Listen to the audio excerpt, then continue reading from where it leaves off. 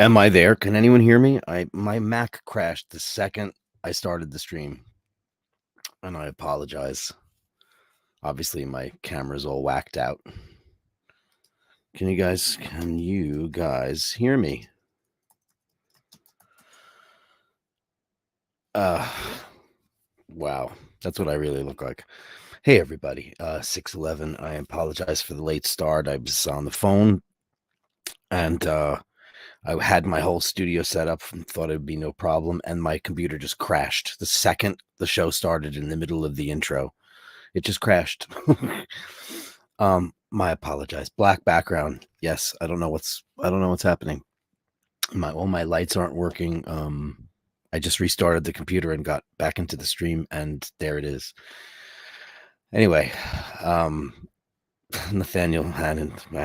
Where's my bell? I think the gong's downstairs. I haven't looked in the mail. Hey everybody, how are you? 16 in the room. I guess you all know what's going on. I'm kind of a mess. Trying to figure out what's going on. I'll give you the latest. The latest is I got off the phone with the doctor, and Laverne was feeling a little bit better, but technically her values and her blood work were not looking so great. And we decided with the course to proceed with. I don't know if she's going to come home tonight. I'm hoping that she does. I am not using my phone as a camera. I'm using my computer camera. That's why it looks crappy, because I have to have my phone on, because they're going to call me. And when Asheen gets back on the stream, I might have to go up and get out of here. She's going to get a blood transfusion to try to up her blood, or red and white blood cells. They can't figure out if it's an infection or if it's something acute. You know, they talked about getting a bone marrow sample, but that sounds crazy to me. So we're going to do steroids, blood transfusion, and take it from there. And hopefully, he said she's looks better. She doesn't look like what her paperwork looks like, which is crazy town. So I've been a fucking wreck all day. Yeah. Peter Campbell says feline leukemia, maybe. Not possible, because last month her blood work was absolutely 100% perfect. So it would have been something we'd seen over time, and it's not something that we saw at all. I mean, her blood work we checked her for high liver values last month, and then it turns out that the test was incorrect. We tested it twice, and everything was fine. So they don't know, but she's still in there. I haven't seen her since last night. I kind of was standing by all day just to wait to go see if I could go see her.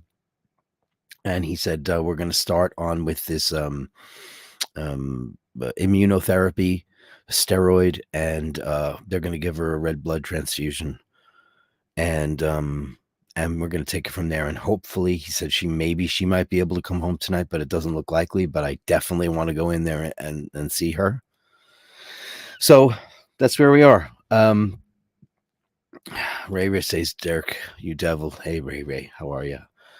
I can't thank you enough for all the words and kindness that you guys have given me since last night. My Instagram exploded. The emails have been just unbelievable.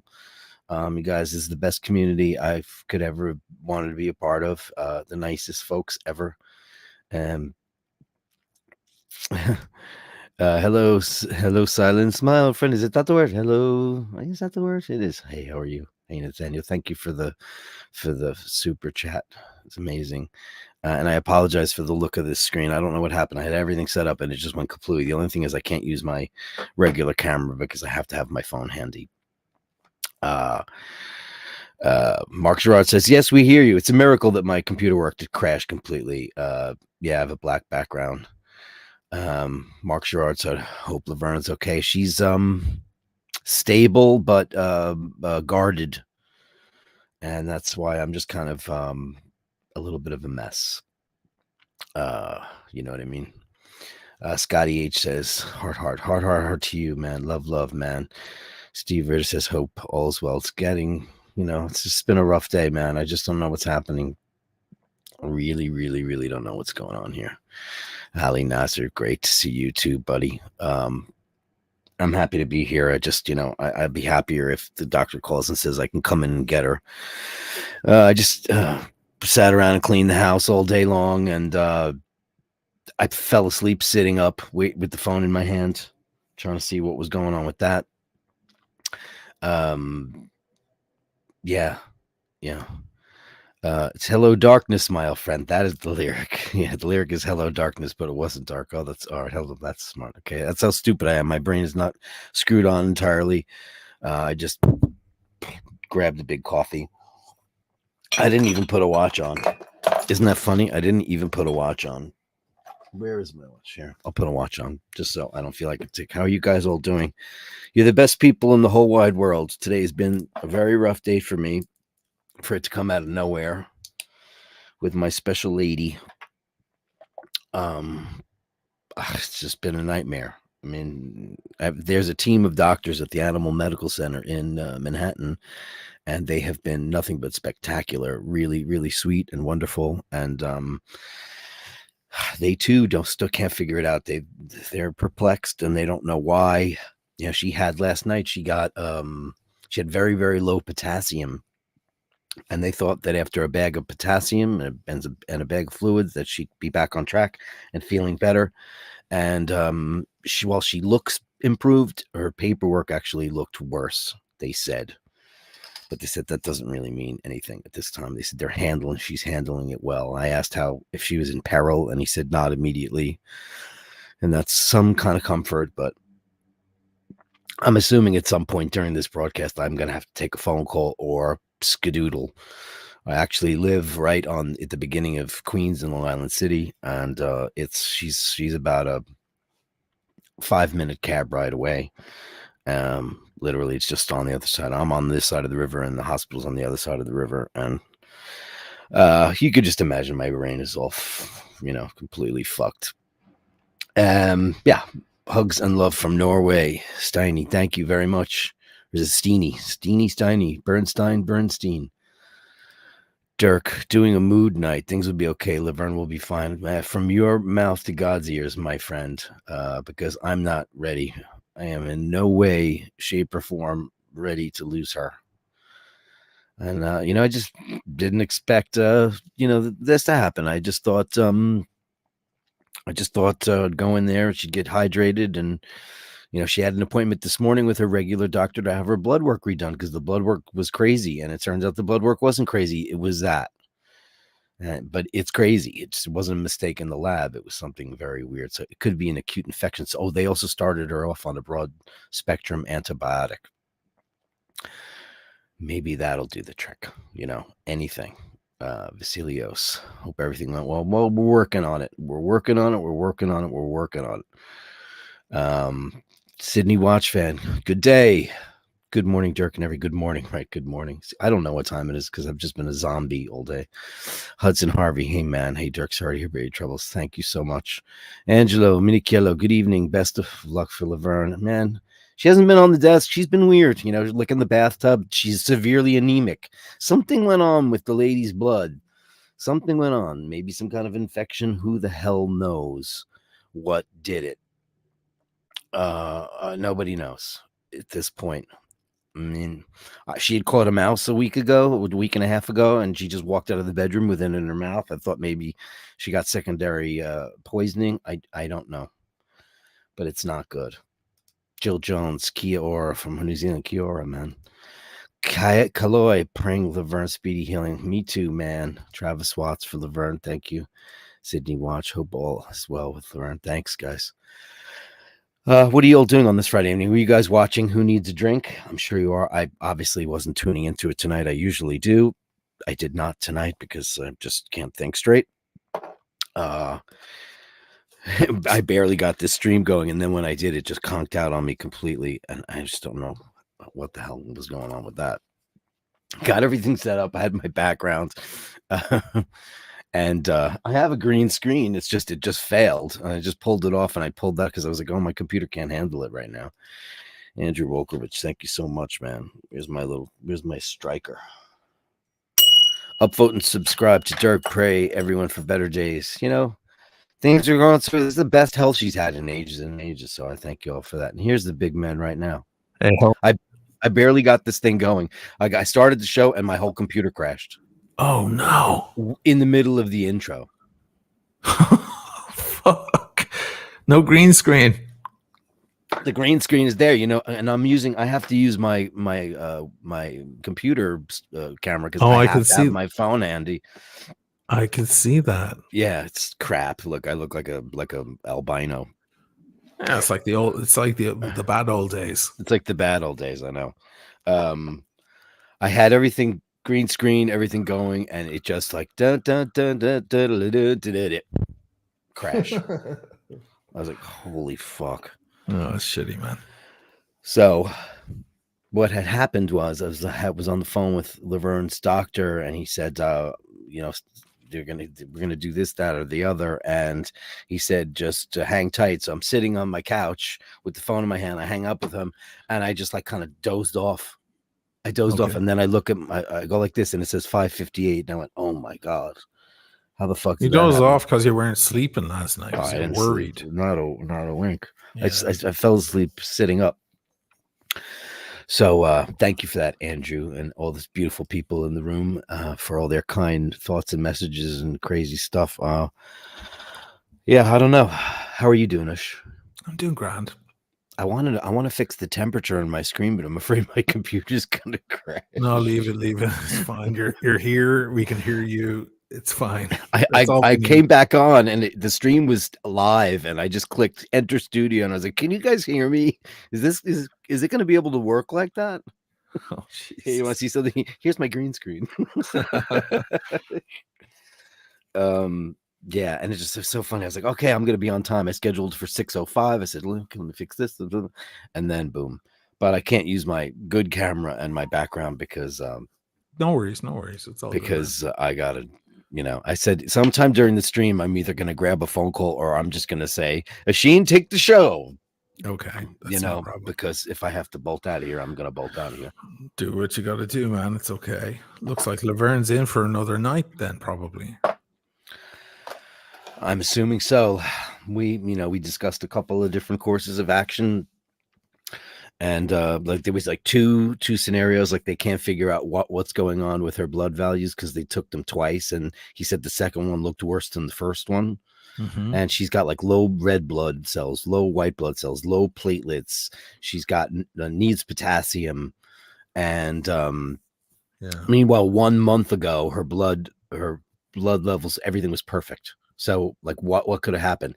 He says, "Well, we could do a bone marrow." And I said, "What do you mean? You know, they go in with a Oh thick man. needle and they take bone marrow and they go see if it's a disease." I said, "Yes, but would a disease cause this to happen like that?"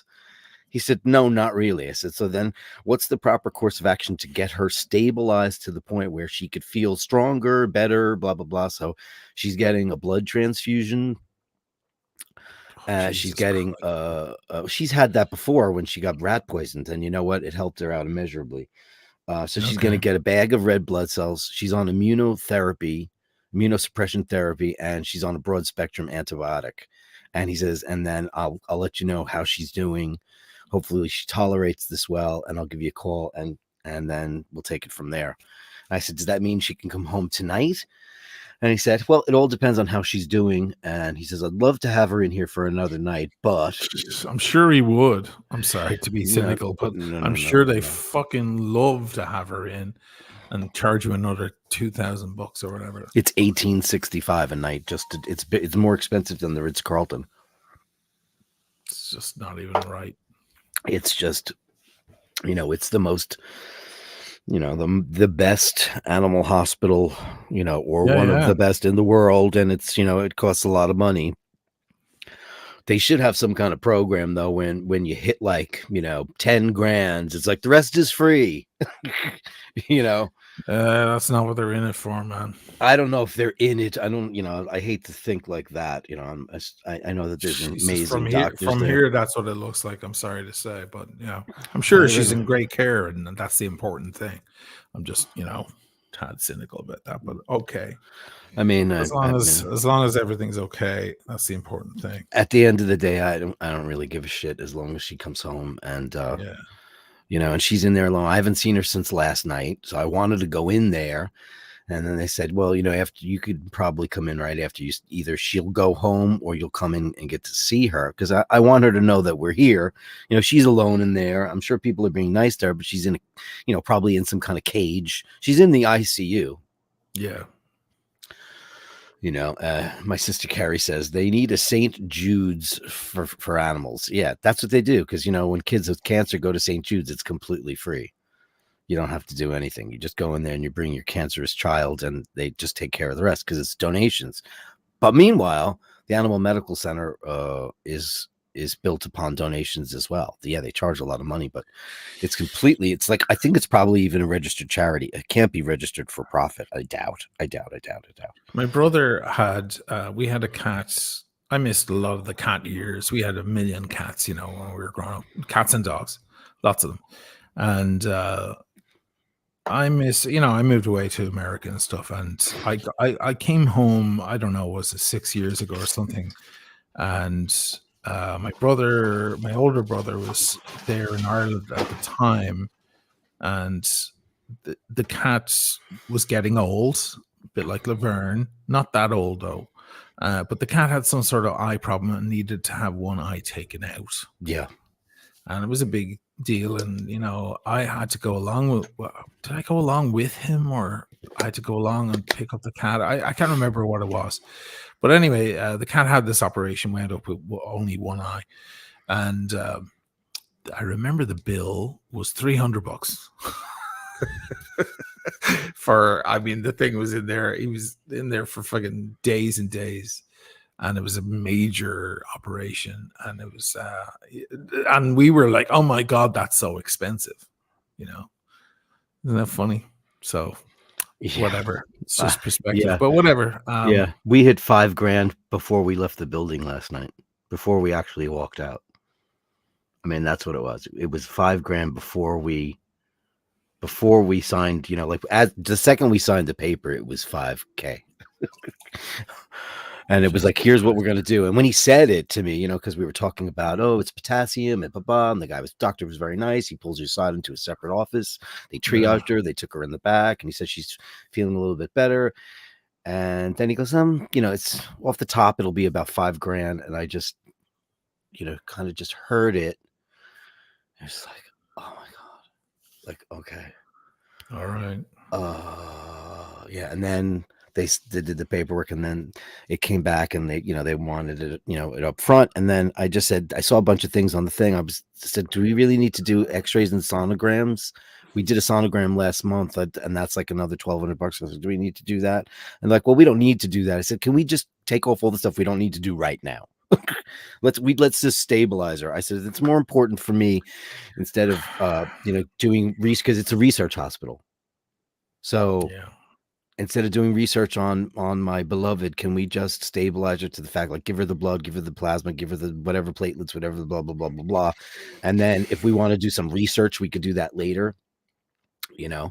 So crazy. JHB, $19.99. Thank you so much. This is a package downstairs. It's probably the gong. I haven't fucking looked at my mail or anything like that because I just have not done it. Hoping you have some good news. Me fucking too, dude. Me too. Ali Nasser, you legend. Fuck you. 5 Ali. You're the best, man. Cheer up, Dirk. I'm sure Laverne will be fine. My niece feels the same way about her golden retrievers, both having hypothyroidism. Yeah, that's a crazy thing, especially with pure breeds, the methodology with which the way you get purebred dogs and cats nowadays, the way they're breeding them. I have a friend who had a golden retriever, and it had so many medical problems. It was the most beautiful dog. It's fine now, but they went to the animal medical center for everything. So Okay. what happened on Who Needs a Drink tonight? Nothing. I told a story at the final hour, or the second hour. And and I discussed men's mental health. It got a little heavy just in the middle because I wanted to address that, because I might be advertising for Better Care, whatever it's called. It's a website where it's psychiatrists and psychologists and so on, where you can have therapy online. It might be one of the sponsors of the channel soon. Oh, wow. And Okay. yeah, and I wanted to talk about that because these new agents I have now, finding sponsors and various people who want to advertise on the channel, had reached out to me with a list of potential partnerships, I suppose, collaborations. And one of them was that they were like, this is a little off topic. It's nothing to do with watches or travel or luxury goods or wine and whiskey, but it might be interesting. And I took a look, and I might do it because I realized, that a lot of the audience are especially mostly men. Of course, the women in the audience are also at the forefront of my mind, but certainly 92% male audience between the ages of 30 and 60. I kind of realized maybe some of the audience could use something like that. And so I spoke about that, and there were a lot of people who mentioned some sad situations and difficult situations and so on in the chat, and it was nice. It was heartfelt, and it was touching, and a tad sad there for a few minutes, but it was okay, to just talk about the unmentionable. We men, we're supposed to be all dun, dun, dun, and we are. Oh, yeah. Most of us, we are Old but, school, the old school ones for sure. Yeah, walk it off, dude. Yeah, that's definitely our generation is walk it off. That's for sure. And there could be stuff going on behind the scenes, and it's there's no shame in asking for a little help, and to be able to at least talk about these kind of things. So I thought I would broach that topic a tad, and we did, and I think it went very well. Nice. Nice. Yeah.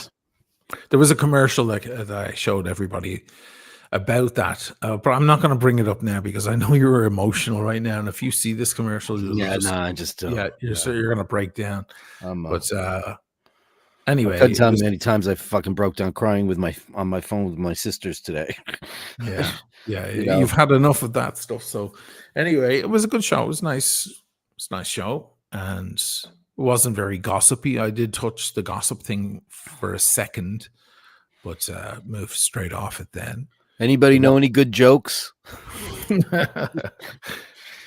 at this. Look at this craziness. Fahad Bashir. Look at this. oh, look at this $100. guy, Wow. Loving the stream Fahad. machine. Just touched down in New York. Missed yours. Glad I caught this. Big shout out to the whiskey and cigar gents. Alejandro praying for you. Kindness all around. And you know, that's what's been happening on the bashers. The kindness comes to the top. You know, it's What's been happening with incredible. Alejandro? I just sometimes there's like 10,000 messages in the whiskey and cigar crowd. Fahad, if can you update me on that? What's happening with Alejandro? We love Alejandro. Sorry, I don't see all of. I know you guys chat among yourselves, so Yeah, yeah. I don't see all of it. So I hope he's okay. Is he going? Is he ill? Oh, I hope not. Hope not. Yeah, the chat. I love when you see like out of the corner of your eye, you see the conversation going on. It's like it's almost like they should build in like an ability to direct message people, you know, because the No, community. but I'm within talking about the community- whiskey cigar guys. Oh, These are oh, on on my the phone and WhatsApp. We oh, there's only 17 of us. oh, you guys have like a WhatsApp channel? Oh, how Yeah, cool for is the that? whiskey cigar guys, the guys who join the channel members, and they do the top level tier stuff, like Oh yeah. the hardcore guys, if you want to put it that way. And we're all kind of part of a daily chat, ongoing chat. It's a good bunch, very solid bunch, very nice guys. But they do have long conversations among themselves, and I'm not always on top of what's going on in there. So Mhm. I guess I missed something important here. Oh, I hope not. You Hope know, everything's okay in your little gang, your world. yeah. Mr. Bad Gas. Who was it that referenced you today? Was it my sister or my friend Mimi? They're like, I love tuning into the show to hear how Mr. Bad Gas is doing, and and like they're mentioning all the basher people, the bastards. I came up with that word last night. It's like you bastards. Thank you, Fahad. Yeah, I'll read that now. Thank you. Dogs and cats don't live long enough. No green screen. Let's see the Millie. Oh, look at this. Yeah, that's true. Hey, that's true. That's true. Ladies and gentlemen, you get to see the Milgauss without because I don't have a green screen tonight. Isn't that crazy? How Oh, we absurd! actually find hey, every cloud, man. We actually get to see the Millie. Where's my? Oh, I don't have it on the desk. Not with a good camera, but Yeah, at least good. we can see the green. Hey, that's Yeah. nice. There That's she is. nice, man. She's Yeah, upside down. there she is. That's what she looks like. Oh. I haven't seen her look like this whole time. My camera's such shit. It's just an iMac It's okay, camera. but at least we can see the Yeah. real colors. Yeah, it's great. I'd loom it up if I had I don't have it on the desk. Oh, I do. I hate that you can't see that, but there you go. There it is. Wow, looks great, man. Yeah, it's amazing. I'm wearing the Explorer 2. The Polar? I'll loom it up. The Polar, yeah. Love this watch. Nice bit of brushed stainless steel. Is always look at that. thing. Yes, that looks amazing. Yeah. How come that watch looks like it fits on you perfectly, and it's not a very big watch? It's a 42, man. It's a big watch. I mean, it's big, watch. but it still looks like 44. Where's big? It looks good. It looks chunky. Yeah, it's nice. Love Wow. this watch. Yeah, that's become a favorite for you. Yeah, a lot of people love this watch. It's a favorite among the boys, the watch family, the watch fam. It's become a favorite. I mean, it's amazing how everybody loves the Explorer, but the Explorer 2, it's funny how it's like this underdog kind of just came out of nowhere and everybody seems to be loving it. And then you got it. I'm like, yeah, no, I never even looked at it before like that. And I'm like, wow, I like that watch. Yeah, my nice, sister says so. A cat walks into a bar. Yeah, I mean, I could use a good joke. My sense of humor is, but you know what? My new emotion is being angry at cab drivers for not driving fast enough. Last night, I could not believe how slow this Uber driver drove. It's literally by car. You get there in 3 minutes if it was Paul driving. Where is the clinic? It's right on the East River at 62nd Street. So through the tunnel and then straight up No, over the bridge. over the bridge. So you go up to the 59th Street Bridge. You take the Yeah, upper yeah, roadway, right hang a there. right, go down to the Right. East River, and it's right there. It's literally in the dead of night. You could get there in 2-3 minutes. Right. And this guy was driving. I said, "Could you just do me a favor? I have a little emergency. I'm going to a pet hospital." He goes, "I'm going as fast as I can," which was 20 miles an hour. And I was like, "Oh my god."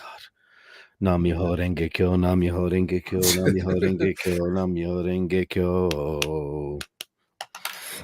Where's my belt? I don't know. I'm such a disorganized. What did I do today? I vacuumed. I just walked around the house cleaning shit, drinking coffee, just looking for my St. Jude card. You know, anything in the world that'll make you feel a little bit better. It's just You're so funny. Like I would drink. That would be my like. That's where I would go with that kind of stress. I'd be like, "Hey, wine time." I mean, I feel like it's not your thing. It's not your thing. It's not that it's not my thing. Believe me, I would love a fucking drink right now. It's just I feel like I have to be on. You know, like if they call me, I have to be able to bolt out of here. And if I have a couple of drinks, I won't be boltable. You know, I mean, I'm so fucking physically wrecked that I just, you know, like before, it's like I had Laverne's favorite toy in my hand and my phone and the couch, and I just went like this. And I just shut off. Yeah, you fell asleep because you've been awake, stressing. Paul last night took the tram over because he was. I mean, I might as well say this. He's a care worker for a certain kind of folks that need help, and mentally challenged adults. He's been doing that for about 25 years. And he checks on them, gets their meds and stuff like that. And he went to check on one of his people, and he found them dead. Oh, last night. This was some night for us, man. Jesus. One of the guys, he found him slumped over by his refrigerator, and I was making dinner. Laverne was asleep. This was before the shit hit the fan. I knew about that first, and she had eaten and gone to bed, and everything seemed like a good day. And he told me what happened, and he said, I had made dinner. I made like a Greek dinner. It was like tahini and hummus and pita and stuff like that, and that was like ready to go. And then the shit hit the fan with Laverne, and then he shows up. He takes the tram. In New York City, we have this tram, like an actual, I don't know what, cable car that goes from this island in the middle of the East River, which is Roosevelt Island. Yeah, Roosevelt Island. That's where he works. Oh, that's where he works. I never knew that. Yeah, he works on Roosevelt Island. So he took the tram over. The big the hospital there at the south end of the island. He doesn't work in a hospital. They live in their own housing. He works for a city agency that he goes from apartment to apartment to make sure they have their meds. He helps them shop. He's a social care worker for mentally challenged adults, high functioning, so they have jobs in their own apartments. They just need to be looked after. I see. In a kind of quiet way, so. Like you're almost like a friend who checks in on them. I see. So he just took the bus down the length of Roosevelt Island, jumped on the tram, came over, and then we were in there, I don't know, till 1:00,000. And I just saw him because he takes care of his mom too, and he's just dozing, like he's like trying to stay awake while we're sitting in the waiting room. I'm like, just go to sleep. I'm not gonna just fall asleep because what are you gonna do? So well, yeah. I mentioned it on my channel in a different context, but the worrying, we do it. It's natural, but it doesn't fix anything. It doesn't help anything. No, worrying only amplifies things. It's good to keep that in mind, but it's not shameful to worry. It's a human thing, but it's not going to fix anything. And I come, I'm Irish like yourself. It's a country of warriors. Every Irish mother spends most of her time worrying. about things in her family and her kids and so on. So it's I understand it, but it's it never helps anything. Ray, man. Next lamb I pull out, I'll name Laverne. It's nice. Where's the bell? Thanks. It's nothing like an Irish lamb. It's why I'm a vegetarian. Oh God. That's why. 'Cause the Irish and their lamb. Jesus Christ. Andy, I wish this was true. Dirk, you're a good human being. I'm a decent human being. I care enough. The way you handle this just shows your empathy. I'm not handling it well at all, man. But I'm trying. I was saying, Yeah, man, but if you didn't want to serious. do the show, it's okay. You know, $5, nice to check. You know what? I to was keep like, your mind off it maybe a bit. yeah, like I'm probably not helping though. no, yes, you are. When like I said this last night, was it last night's show? I was talking briefly about like the, how happy I was to be doing Bashers, and Right, I'm right. actually getting paid for it. And thank you everybody, because I spent it already. Easy come, easy go. I was talking about the place where I recently worked, and I was like just so happy and not having a boss anymore. And like, I forget now, I totally forgot the train of thought I was on for that.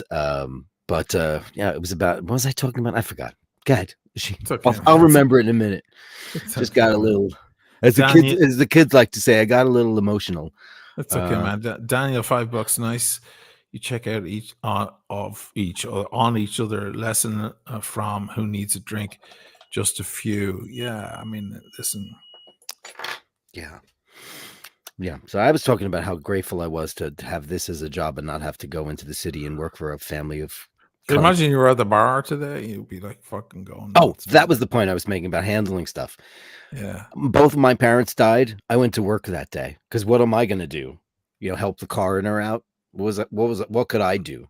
So what did I do? I showed up at my job where I was supposed to be at 9 a.m. or 8 a.m. depending on the day. And I went to work because, because sometimes when shit happens, you need to just keep yourself a little bit busy. Yeah. Otherwise the stress, like Asheen just said, your head starts going a million miles an hour. It'll kill you. You gotta keep your focus on other stuff for a minute. Let things work themselves out naturally. Yeah, it's important. So no, you did the right thing. I remember that time. Was it your dad? I think it was it when your mom or your dad? And you're like, I'm going to work. Yeah. Like, holy shit, he's going to work. But then I thought, yeah, he can just zone out. He can just blank his mind and just focus on doing the stuff and get over that really, really brutal first, 24 hours. That was my mom, because my mom, I found out at 6 o'clock in the morning. I had to be at work at 8 o'clock. My dad was the night before my sister called.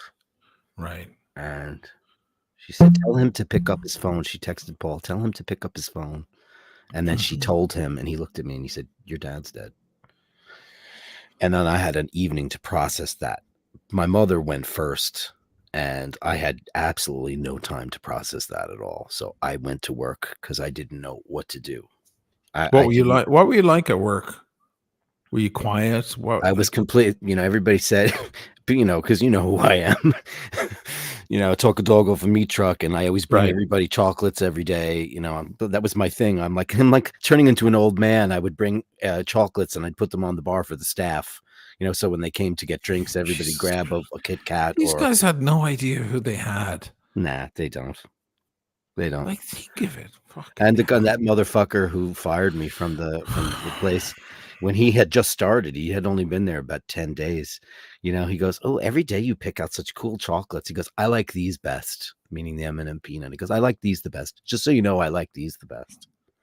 I was like, wow, you scumbag. You scumbag. So yeah, I went there and I was quiet and I just started cleaning everything and just doing, ridiculous, because there was nothing going on until it gets busy. Right. And then when I was busy, I just went into the zone and got it done. And my general manager came up to me and she had said, she goes, "You're very, very quiet today." And I said, "Yeah, my mom died." And she just said, "Go home." And I said, "Nah, that won't work. Go home." I said, I that won't work. I can't do that." Fuck. Because Paul was doing something with his mom at the time. So I would have gone Sure. home to be alone. And I said, "I'm not going to do that. I'm just going to be busy. I'm going to drink cocktails for people. I'm going to make Right. Yeah. 800 Just mimosas and just keep busy and run up and absolutely. down the stairs and lug ice and beer and all the other shit that you wanted me to do." There's no shame in that at all, by the way, because the human mind is a very interesting thing. Like whenever I meet anyone who's been through a shocking moment or a bereavement or something like that, I often just ask them, what happened? Walk me through what happened, and what was the situation? And just by them explaining, it's therapeutic because they go, well, I went in or the problem was this, and they just get to kind of be technical for a moment, and their mind moves to a technical side. Like even you talking about Laverne and the issues and you know the tests and so on. It keeps things scientific rather than just getting all emotional and crazy and abstract. Correct. It's just therapy. It's just a little padding. That's all it is. It's not. I don't mean to be cold with people when I do that. I just want to keep their mind on, explaining stuff and so on, so they can just process. They can go back through the process themselves. Yeah. I agree. I think that's great. I just want to send a shout out. Because I'm not using my phone tonight. Shag Daddy Rocks. That's Patrick. That's our dear friend Patrick. Oh, that's Shag Daddy. Yeah, I remember. I just want to give a shout out. I just read a text from him that he just said, and I'm going to read it out loud, Patrick. I hope you don't mind. I know it's personal, but I want to send all our love to you right now. Oh, man. Hey, are you okay? His brother died today. Oh, Jesus. Patrick, I'm so sorry, man. I've mentioned Patrick on the show before, and he is like, listen, we walk through this world and we meet a lot of scumbags and assholes and people who take advantage. Patrick's one of the good ones, man. Fucking man, he helped me out. He helped out Mr. North. He's just this amazing human being, lover of all things creative. And are you just finding this out now about Patrick? I just read it. Oh, Patrick, I'm so sorry to hear that. He's trying to. I'm tuning into Bashers to help me divert my focus from my sadness. Oh, man, praying for Laverne. Thanks, buddy. I'm sorry that Friday Night Bashers isn't fucking Freaky Friday. It's fucking. I don't know what it is. It's like, Patrick, we love you, man. He's one of the greatest people I've ever known in my entire life. He's the guy that made me make my solo record. I had to quit music entirely. Right. You know what I went to do? I went to go see Mr. North every Friday night or Saturday night up on Queens Boulevard. And I went to go enjoy the next crop of, like this band. I was like, oh, man, that band's going to make it. That's our band, by the way, for anybody watching who doesn't know. Yeah. I went, I walked into a bar on Saturday night with my dear friend Mary Ryan, and we went into a bar just for a quick one on our way somewhere else. Yeah, and you spotted Emmett's guitar and his amp. Well, no, first she spotted Colin, and she goes, "Ooh, singer's cute. Let's stay." And I was like, "Oh, right. Fucking hell!" We made a lot of fans because he was so fucking cute. Because he's a gorgeous man, right? Yeah, yeah, I know. And then it's like, oh, Jesus Christ! And then Emmett came out with Howard Roberts Fusion, and I looked at him. I said, "This can't be like a Rush fan or the Rush band." Yeah, you saw signs of Rush. I saw him playing a guitar that I only. You probably saw my Rickenbacker sitting around as well. You were probably like, "Hold on, there's a lot of." I did, and I went. Because this is a tiny little bar in Queens with like they're not on a stage, they're on a stand, and the difference is a stand is like a platform that's like maybe 6 feet wide by like 3.5 feet, enough room for a drum kit. It was like a good. It was a small stage, but but it wasn't 6 feet. It was I don't know 14 feet. You were always on the edge. I was hanging on the. I was by the door, by that fake door. Yeah, it was so the girls could pick up the drips of sweat coming off me. Right. And so we walked in, and like I was like, over the music industry, and I was tired of the bullshit, Yeah. and and I didn't care about music. We went to go see her friend. She was seeing somebody in a band, like an Irish guy from Navan, Uh, and Cavan, sorry, one of the Vans, okay. and we were going up to McLean Avenue up in the Bronx, and I would just go see cover bands every once in a while. I'd get up and sing "With or Without You" because they'd ask all the people to get up and sing. All right, sing some Sure. fucking stupid song. Somebody get up and sing "Brown Eyed Girl," and Right. Mary and I would do "Paradise by the Dashboard Light," or something stupid like that. And I had given up on music entirely. And then this guy walked into my bar, and a guy walks into a bar, and he said, we talked about music, and then he kind of looked me up and he said, you should make a solo record. And I was like, nah, I don't want to do that. And you know who you remember who I was really into at that time? Let's see if you can remember this, because I know you thought it. Oh, shite. Oh, you thought he was a riot, some guy? No. What No. Oh, musically? music. Who was I really into then? I mean, I don't know. I Like don't know. somebody who's current, which is, I don't get into current artists. I was a really big Robbie Williams fan. I was about to say Robbie Williams, but I didn't say it because Robbie Williams was never anything in America. He was never, ever, still to this day, So nobody that's knows who why I he is. didn't say. That was the first person that came to Right. mind. Well, we have a very international audience, and I remember Patrick saying, and Patrick knew who he was, because he likes great songs. I said, who I really like? I wouldn't mind having a career like that guy's got. He left a boy band. I was in a band, and he wrote like come power pop songs, Yes. and he says, well, just make a record that is what you want to do. It doesn't have to be heavy metal and I certainly didn't make a heavy metal record. I made a rock record, or whatever the fuck you'd call that record. Yeah. And Patrick was the executive producer. He was intimately involved in every detail of getting that record done, and he was just like a savior for me. He was one of those guys that just came out of the woodwork. And then I introduced him to Mr. North, and he paid for like a whole session we did one time in one of the studios. Mm-hmm. He even got us dinner. It was great. He was such a sweetheart. Yeah, it's a really great guy. We were broke, so it was really Who great wasn't? to have someone. Yeah, we were all everyone we knew was broke. No, great guy, Patrick. Well, Patrick, hope you're okay. Does Patrick enjoy a drink or a smoke? Patrick enjoys a libation in a very large way. He loves to go. I'll tell you, the last time I was drunk was with him. Crack one open, man. To your brother. Yeah, to your brother. I wish maybe I'll go get.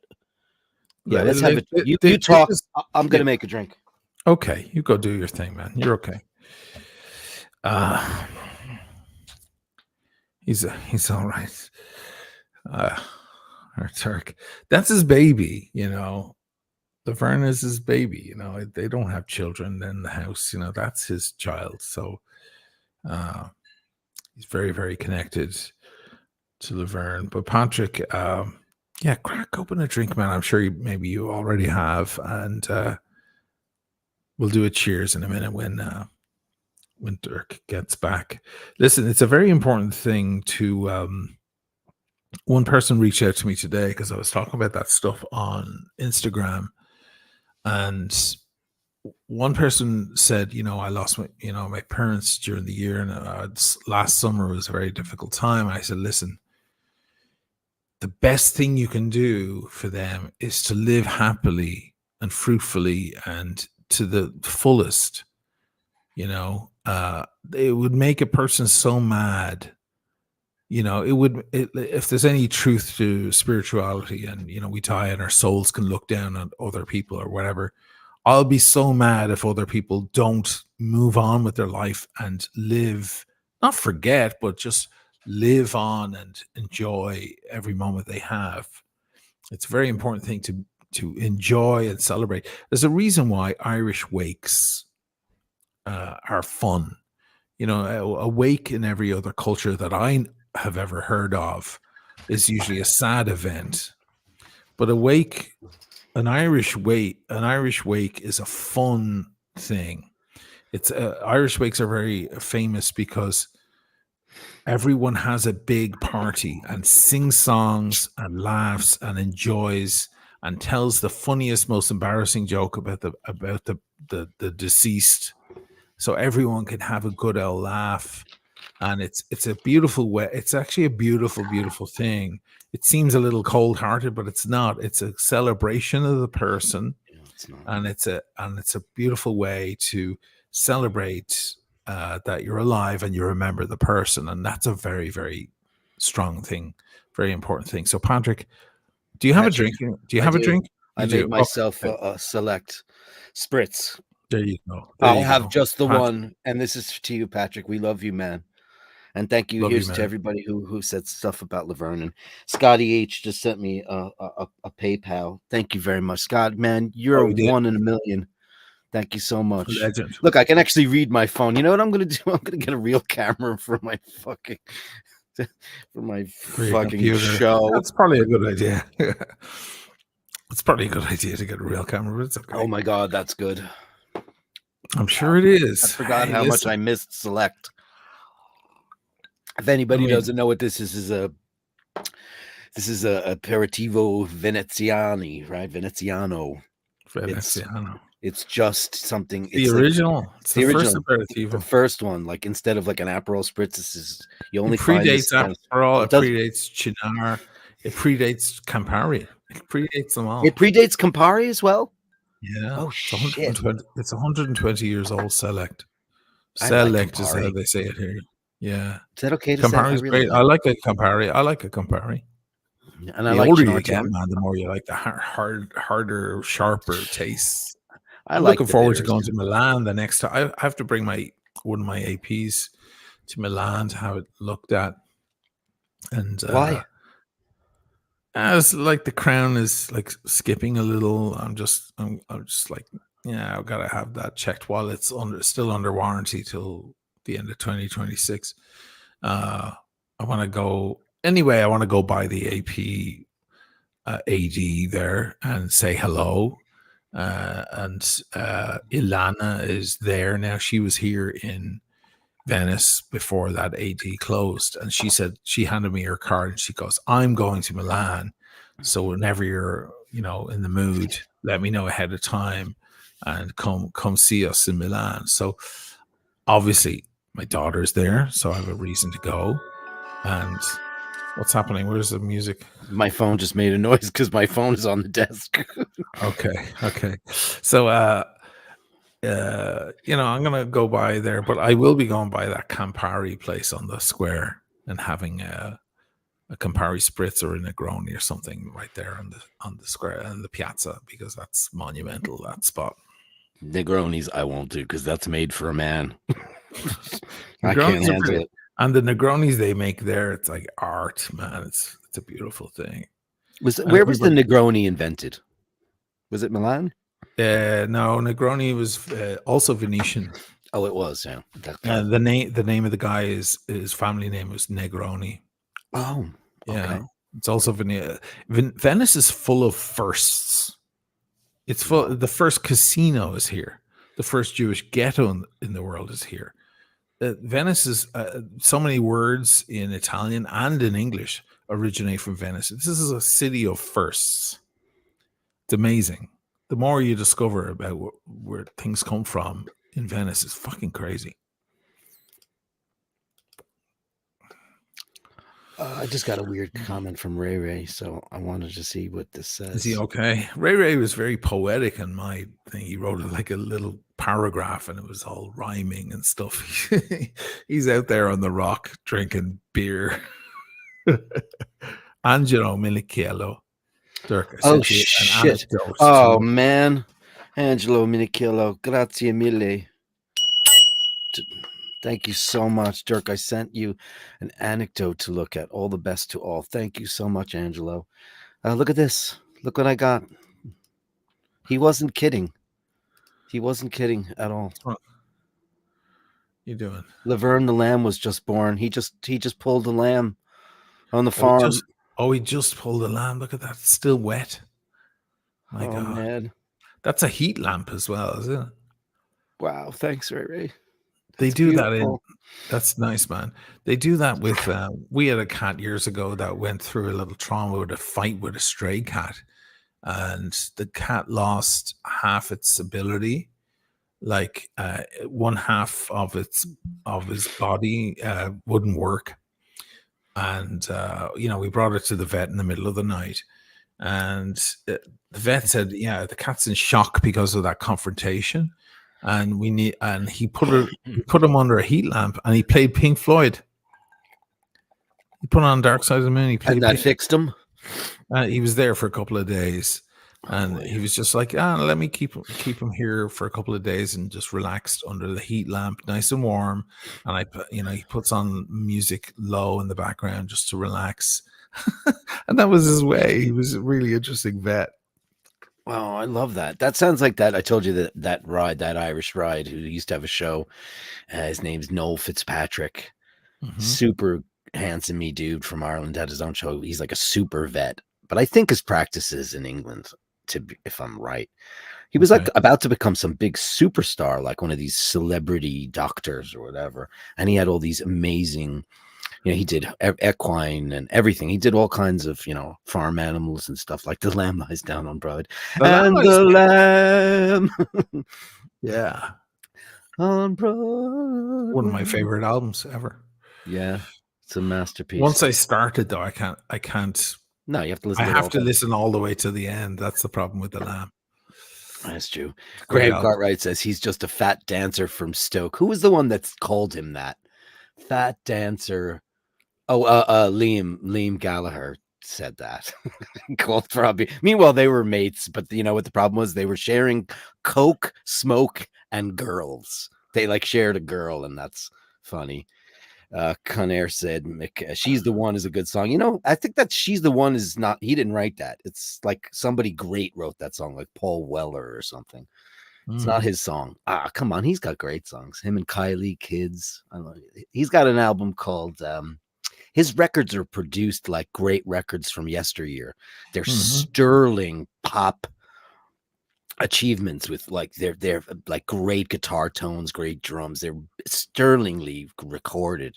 And Mhm. whether or not you like him as an artist or not, I mean, he's got some good tunes. And I was just really into him. I thought he was cheeky. Americans don't get cheek. That's why Robbie Williams never became famous in America, because he's cheeky, and Americans don't get cheek. They just don't. They just like, he's an asshole. They don't get And it. a tiny bit camp. Yeah, Tiny and a bit. bit camp too. Yeah. He used to say, "I'd be gay if it wasn't for the bits," Right. which is funny.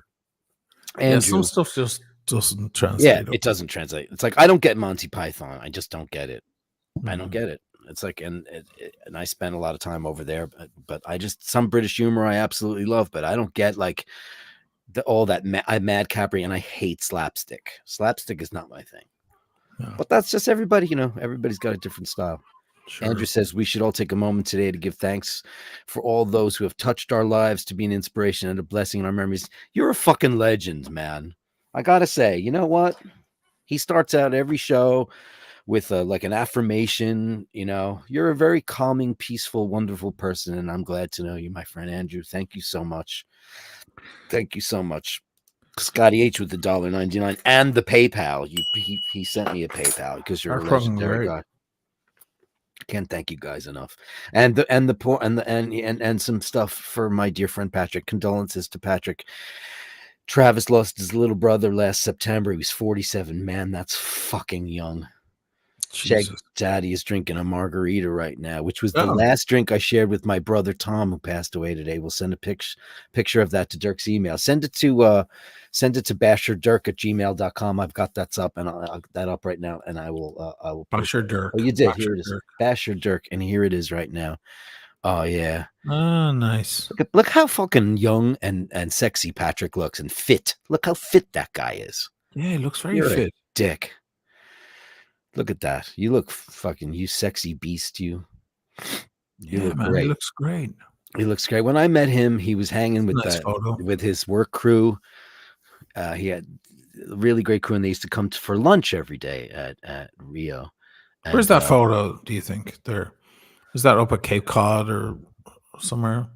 first I thought they were on some kind of a ferry, but That's what no. I thought for a second. I think they're just at Yeah. one of those beach bars. Beach bars, yeah. Yeah. Him, bro, we're so sorry, man. Here again. Cheers to Tom. Cheers, man. Ching ching. Did you send me 2 pictures or did you send me 1?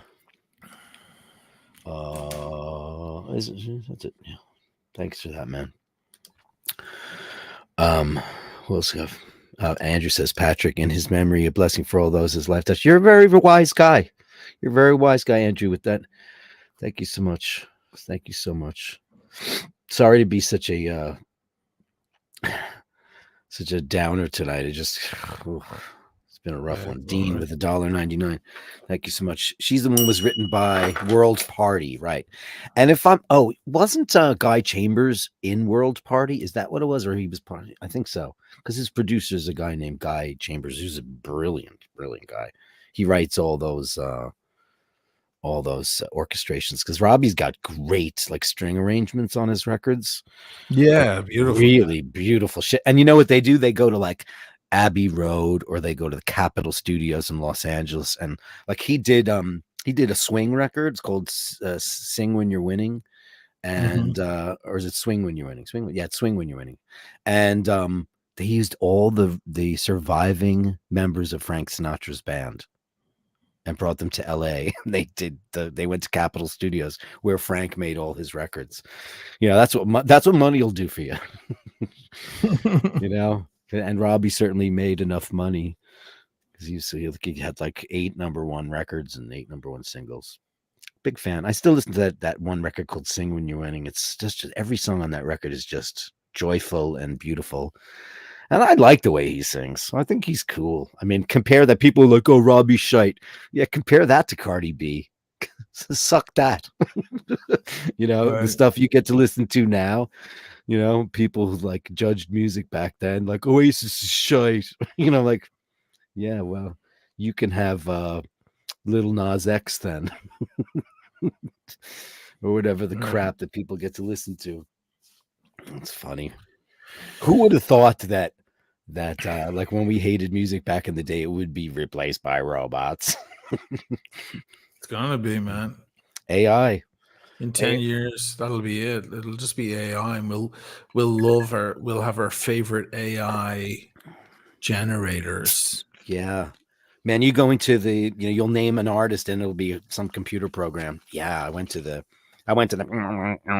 show. Well, I told you already, as it stands, you know, these Instagram model girls, you know, 80% of them are real women, and like there's 20% that are just AI generated. And you have to kind of figure it out for yourself at this point.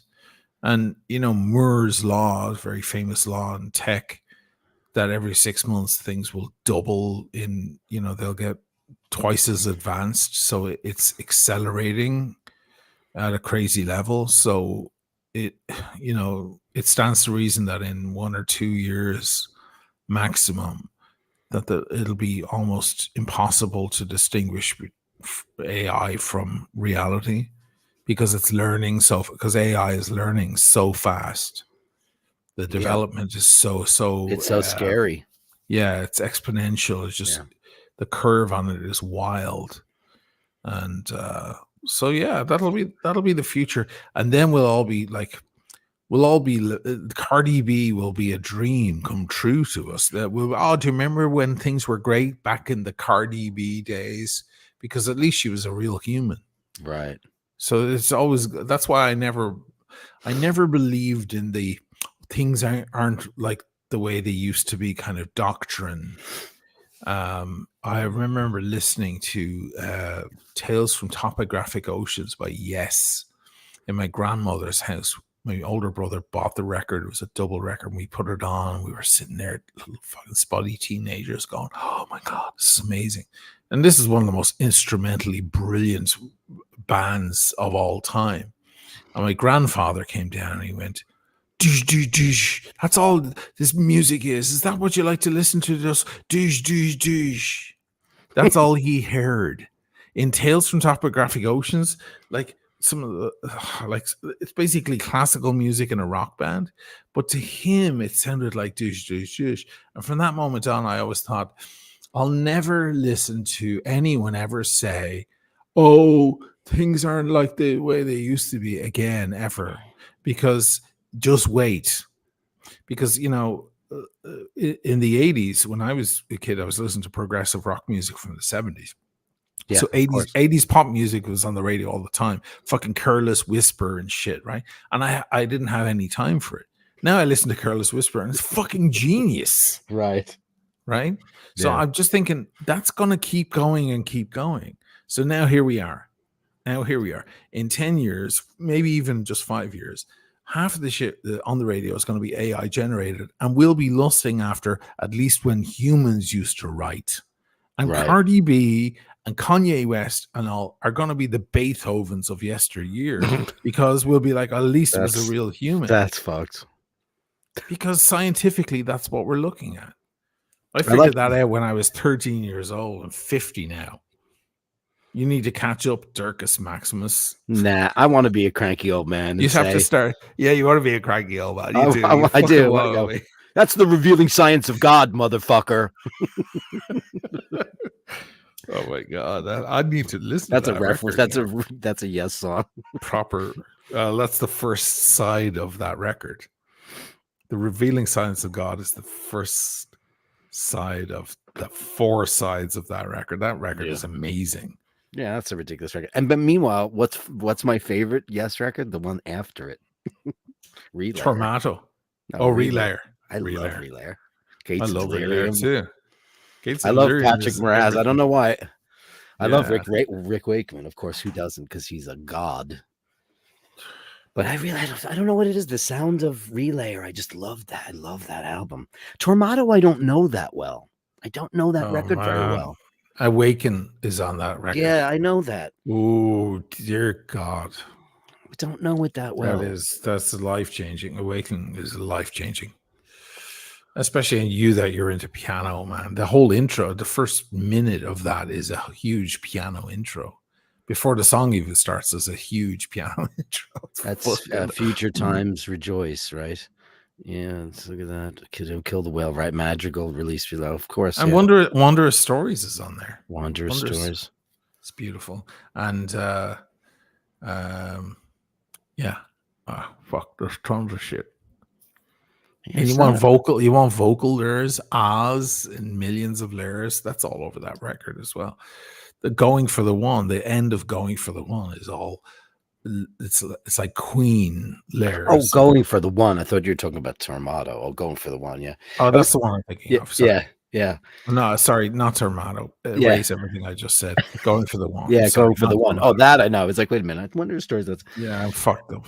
Last night or the night before, when Paul was here and Laverne was fine and we were sitting here, I was watching a John Anderson interview, right? He's the lead singer of Yes. I don't want to bore anybody. But the funny thing is, like, he's the only guy I've ever heard who sings exactly the way he speaks. Because he's talking about the Yes records and he says, when we're working on Going for the One, and like he sings like get around about. John Anderson called our band in the studio. Did I ever tell you that story? No. Okay, so we were in LA and we played the House of Blues on the Strip, and all of the William Morris people were there, right? Because I think we had just signed with them, or I don't know, they were interested in us or something. So there was lots of William Morris people there. And Colin comes up to me and he goes, let me introduce you to someone, Jade Anderson. It was John Anderson's daughter. She's fucking stunning, beautiful, right? Oh, wow. So I hung out with her, with Emmett, my brother, for the evening. We all went to play pool or something, and there was a lot of flirty shit going on. And my phone was either lost or broken. I can't remember. My cell phone wasn't working. There was something wrong.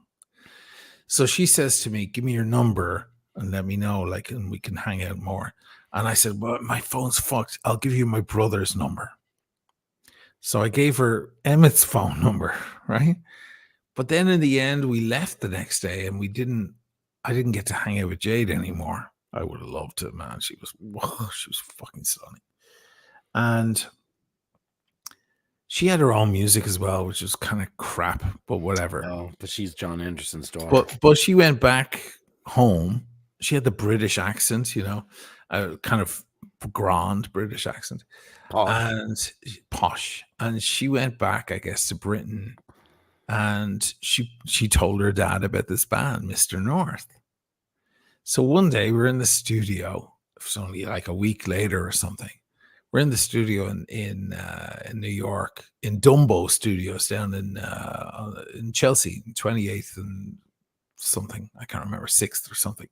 And we're in there, and we're all we're getting ourselves in a tizzy over some detail in a song, and we're trying to figure something out. And Emmett's phone starts vibrating. And he ignores it because he's like, oh, we're in the middle of a thing. Like, Emmett always hated his cell phone. He's like, fuck off, cell phone. Fuck off. Go away. He's an anti-cell phone kind of guy. So he's like, oh, fuck. And he silenced it, whatever, because we're talking about the track. And then we do the thing, and we recreate whatever we wanted to do, and we're happy. And then Emmett checks his messages, and it's John Anderson was calling. And he left a voicemail saying, hi, Oisin. I heard from Jade that your band is really good. And I heard the song Let Me In. It's really great. And I wish you guys the best of luck. And the music industry is very difficult, very tough. But I wish you guys the best. That's fast. We're all in the studio. And Emmett's on the phone like this. And he goes, John Anderson just left a fucking voicemail. Hello, Sheen. I just wanted to say that my daughter, Jade. He sounds like the fairy that he writes about. He sounds like a woodland creature. It was the weirdest thing because we're all like bickering about some fucking sound, and Emmett's over in the corner of the room going, guys, John Anderson just left a fucking voicemail. It was surreal. But he thought it was my phone because I gave the number to Jade. Oh, right. Whatever. What has become of Jade Anderson? I looked her up a few years ago. For some reason, she came to mind, like, I don't know, 2 or 3 years ago. And I looked her up, and I mean, her career never went anywhere. Her music wasn't very good. But and he has another daughter as well, who's a journalist, I believe, a writer or a journalist or something, who, her name comes up a lot more on the internet. But yeah, that was it. Isn't that wild? Wow. Hey, Nathaniel Hannon with $5 for today. Tyler Perry suspended the development of his $800 million soundstage development in Atlanta due to the prospect of AI disruption in filmmaking. Oh boy. Well, wow. Maybe he could build the biggest AI studio, right? Which is just a Mac Studio, right? Or a Mac Pro. Emmett's in the room. It says true story. I believe it. It's so fucking crazy. Emmett, I just wanted to say. Link for Emmett. Link for Emmett. Yeah. I really like that song that you had. I'll put the link in the chat. Don't any of you guys get funny ideas just because the link is going in the chat. What is that? Oh. I'm doing the Tim Wright. I'm putting the link in the chat. Can you imagine the amount of fools who try to get in backstage? Like, there must be a fucking slew of them. How does that work? We'd see it, right? Yeah, they Cheers come to you guys. They come up backstage, but they have to show their face, and they have to be the person otherwise you dump them, Right. There's a bottleneck in the green room. Well, he's Domaine Lab Dean Chateauneuf de Pape. Is that what you're having right now? A heavy one. It's a heavy one. Chateauneuf de Pape in a very long time. Yeah.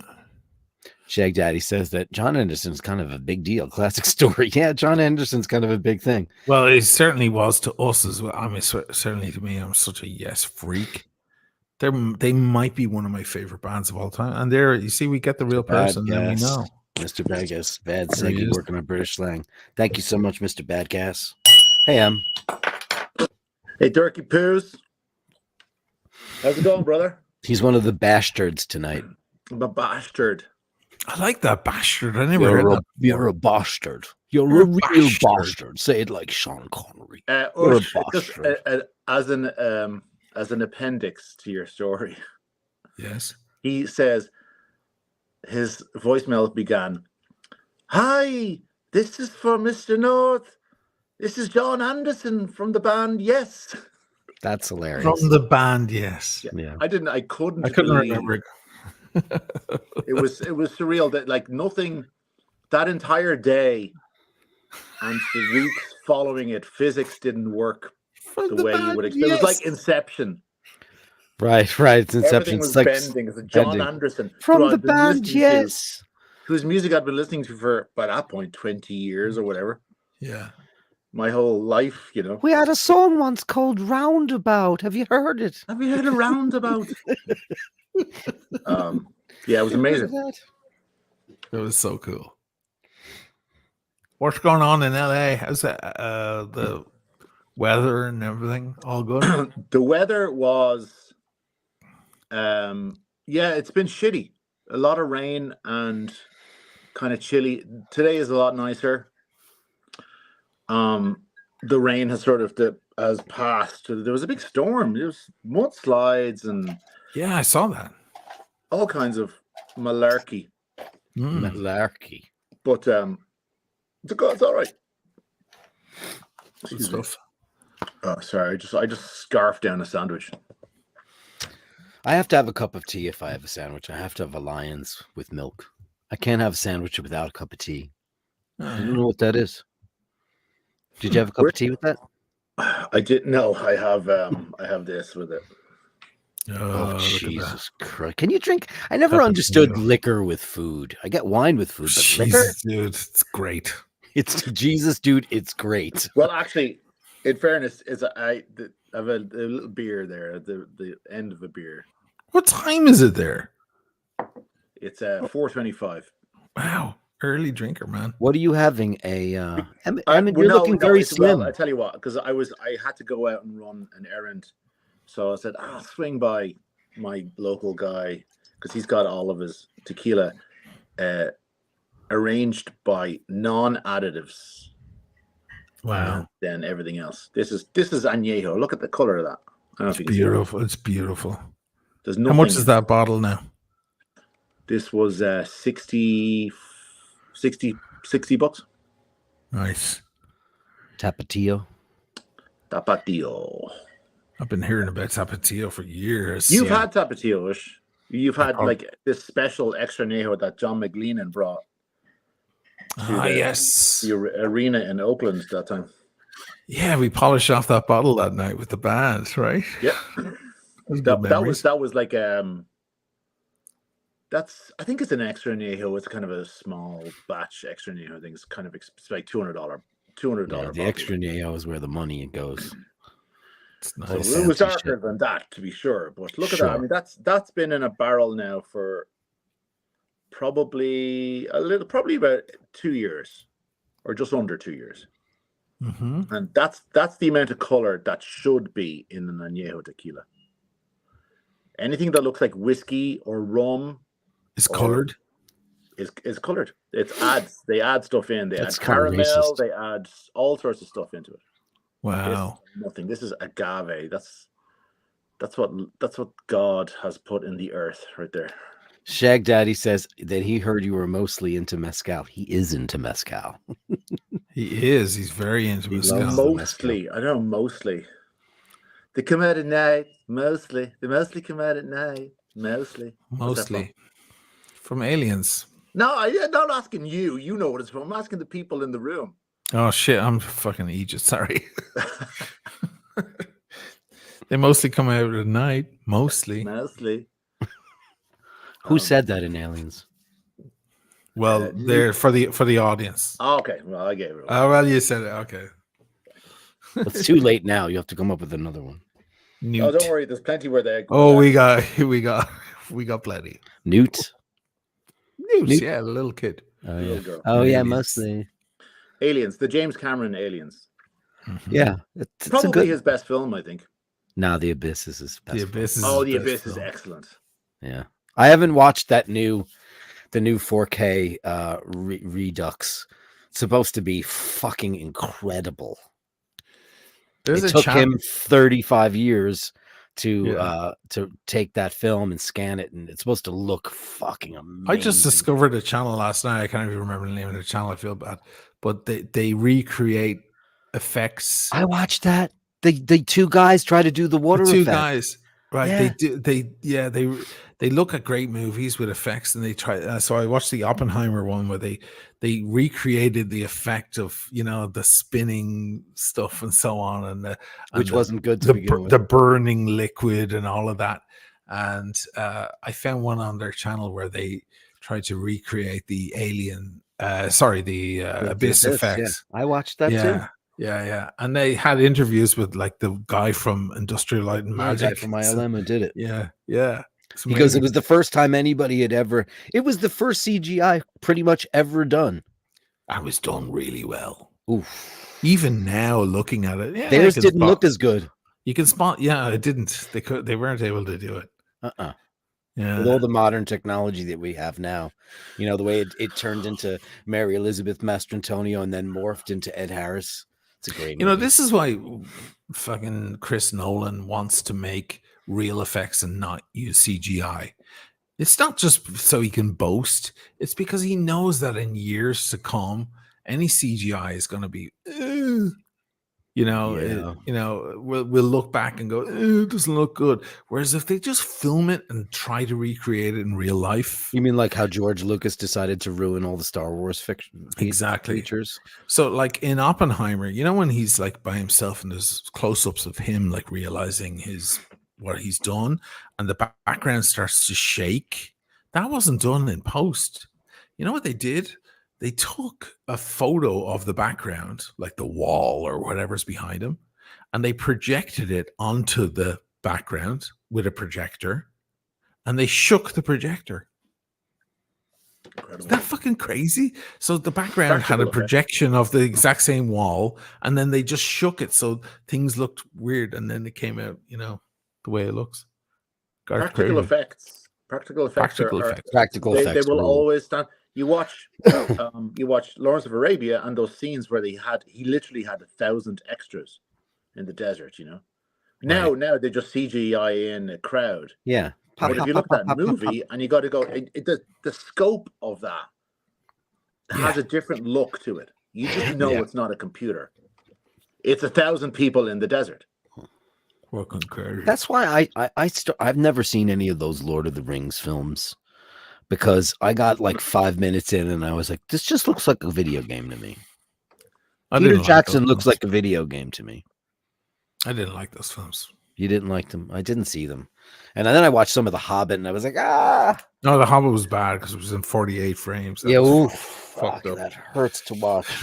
They put their toes in that water and they quickly ran away because it was a complete failure. It was like, no, people do not want to see reality on the screen. They want to see 24 frames. It's suspended disbelief. That's what they want to see. What are the Avatar films? Aren't those in 60 frames?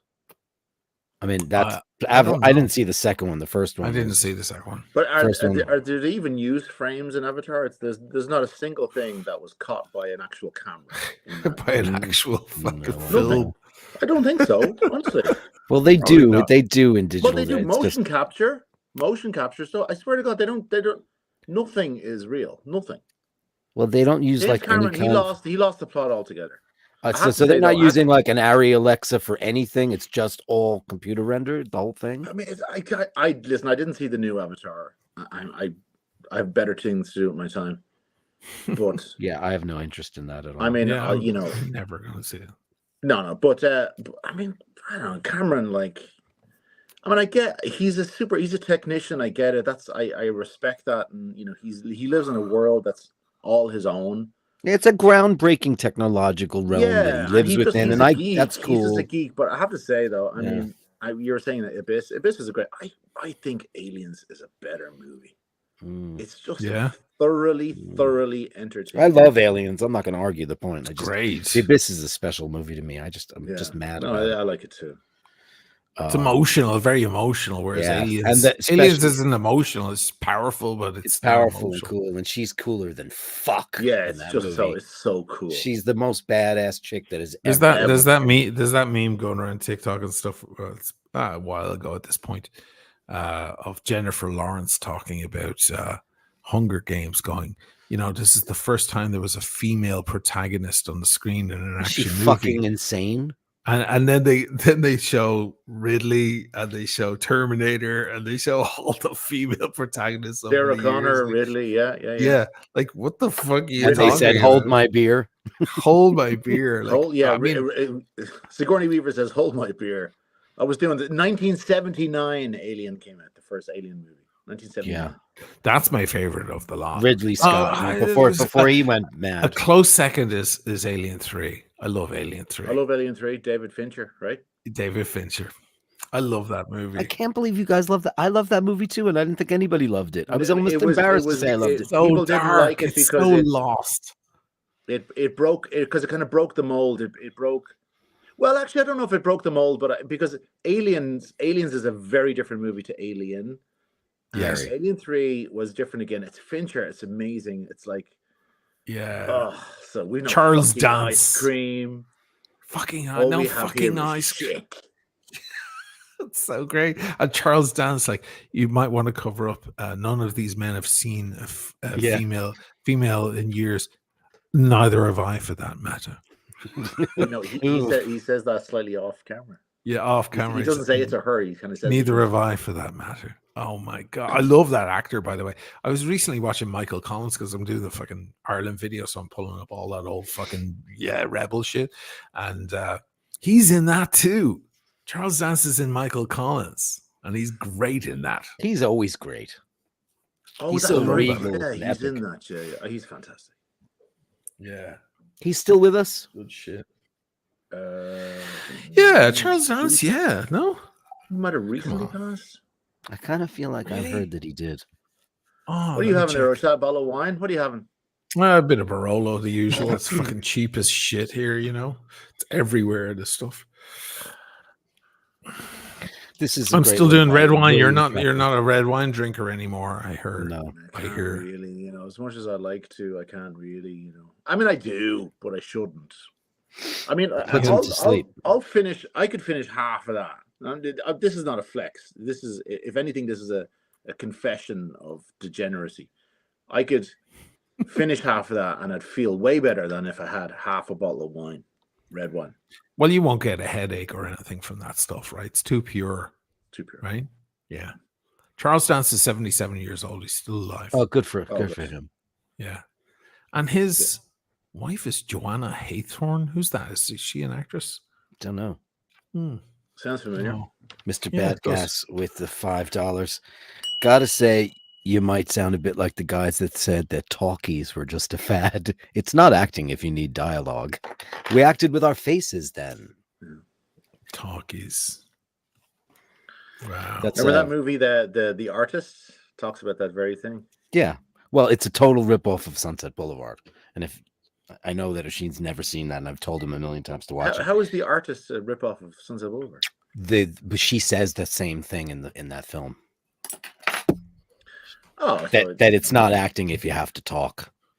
Because she goes, there's a whole scene where Gloria Swanson talks about, because the premise of that film is she was the biggest silent film star in the world. Right. And she's trying to make her comeback, and the talkies. And there's even a scene when she goes to meet Cecil B. DeMille, and there's a sound stage, and it's beautiful because Billy Wilder directed the film.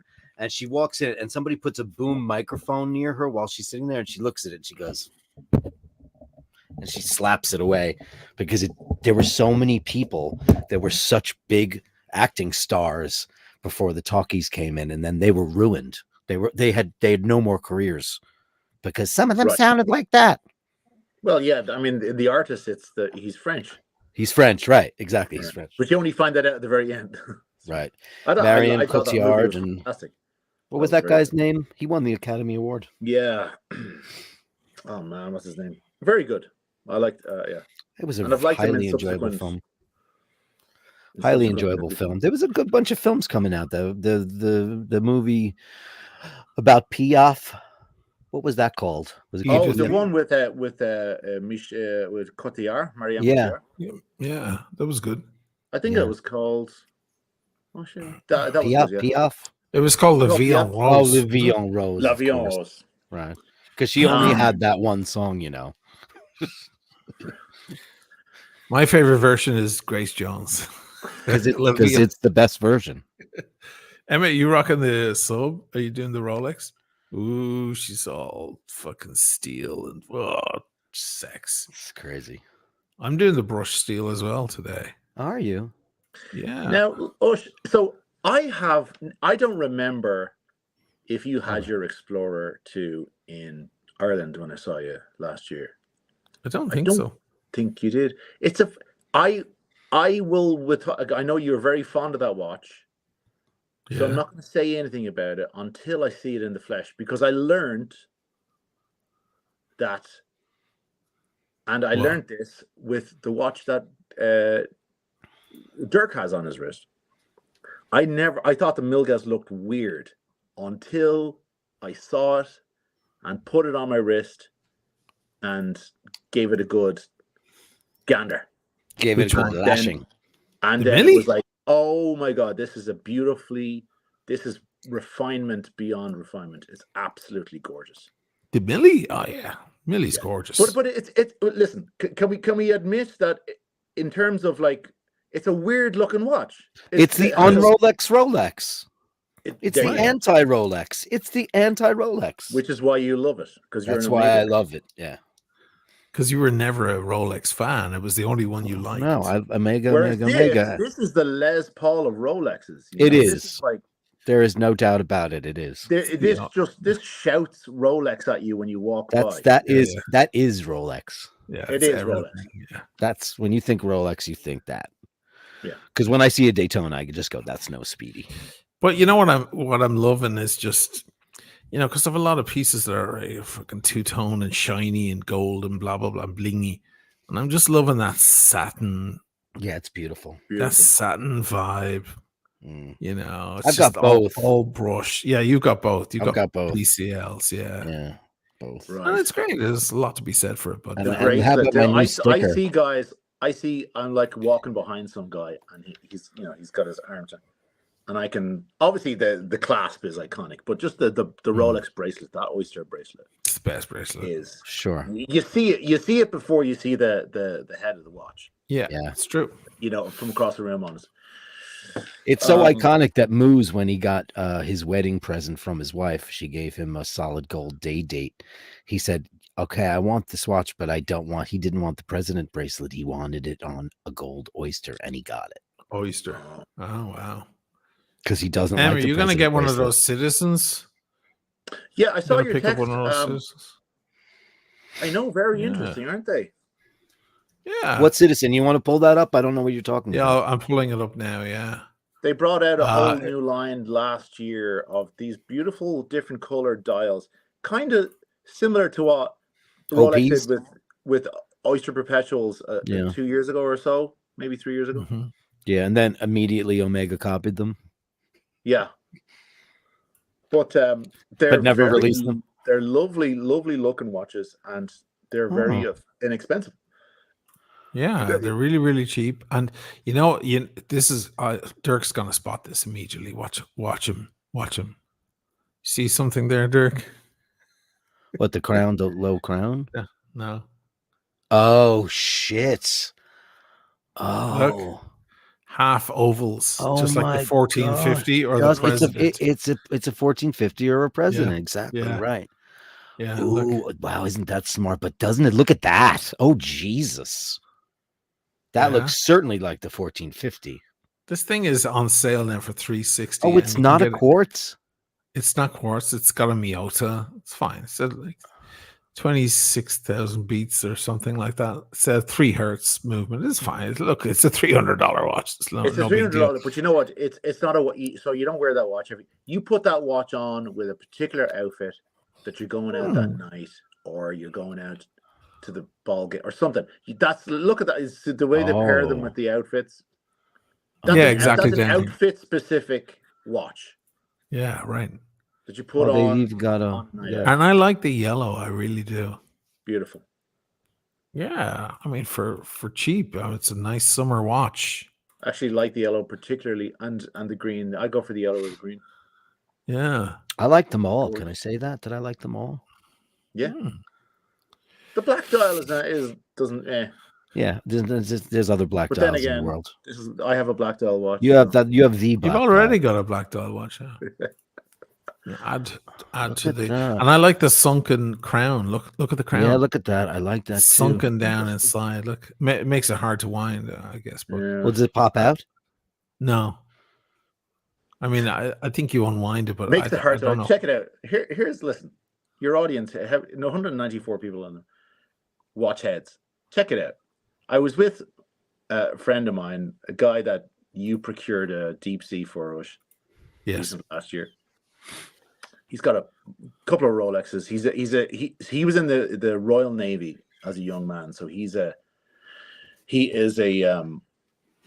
about the sea dwellers. That's his Rolex watch. He's got a couple of them. Yeah. And he has a James Cameron that you helped him procure.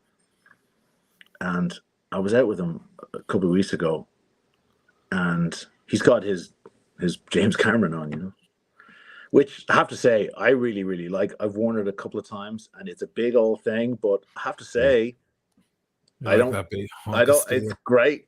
You kind of feel it. You're reminded that you have it on every time. Steroidal Submariner. But anyways, he says to me, "What time is it?" I'm like, "What do you mean? What time is it?" He looks at his watch.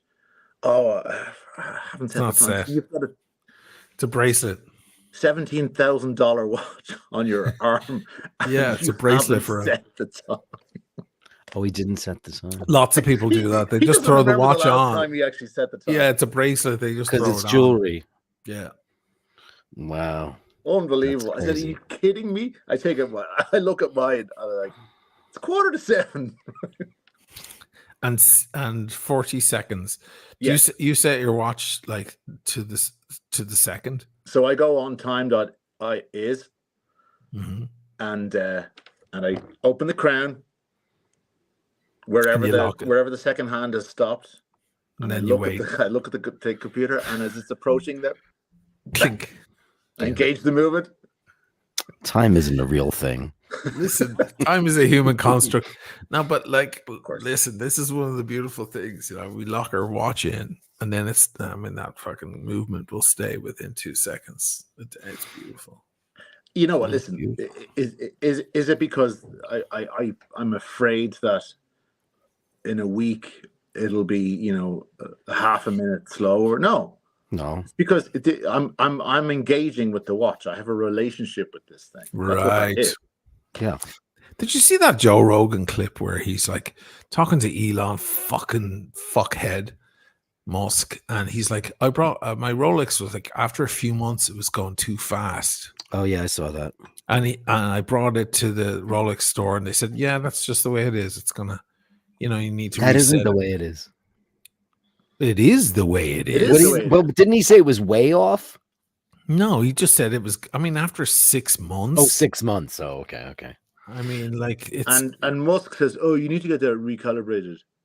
And fuck you, Musk. Rogan. Fuck listen, you, Rogan Rocket doesn't Man. understand. Add horology to the list of things that Joe Rogan doesn't understand. Yeah, right. It's like that's not what he wants. That kind of accuracy. Get a fucking an Apple Watch or something. G-Shock. Get a G-Shock or an Apple Watch, or just look at your phone. Because I mean, yeah, everybody loves high horology and 0 to -2 +2. But is that really why anybody wears the watches that they wear? I don't think it is at all. I think it's the last thing on the list, really, unless it's crazy off. You know what that feels like to me, and we have musicians in the audience. That's like not tuning your guitar for 6 months and going, I had to tune my guitar. Yeah, or not. You tune your guitar every fucking day.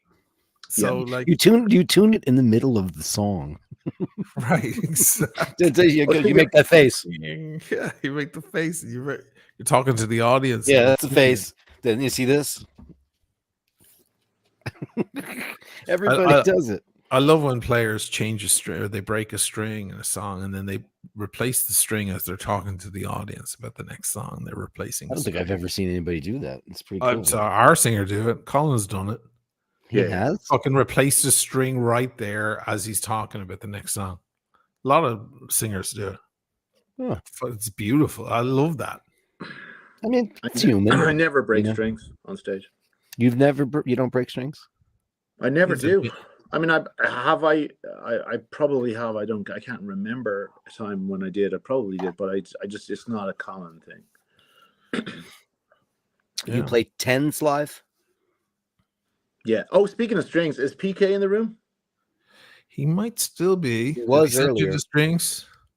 He sent me a whole box of strings, and I just the other day actually I put new strings on this. Oh no way! And very nice. Great, I put tens on it. Look at that tens on before. Paul. Oh Jesus! Yeah, fucking guitar. That's his number one. That's the first Les Paul. That first one, Les Paul, he got madly in love with, right? Look at that. It's so funny because I'm working on a brief right now that's supposed to be kind of it's pop music, it's electronic pop music, kind of like MGMT or Modest Mouse, that kind of thing, you know? Oh yeah, okay. And the guitar parts are very they're not foundational guitar parts. There's no like power chords, there's no riffs necessarily. It's very kind of takes from the sort of Johnny Marr school of guitar playing. Nice. Ethereal, like melodies, themes, a lot of all 7th, 9th chords. But I was playing on my telly, you know, I figured I'll get a Fender sound.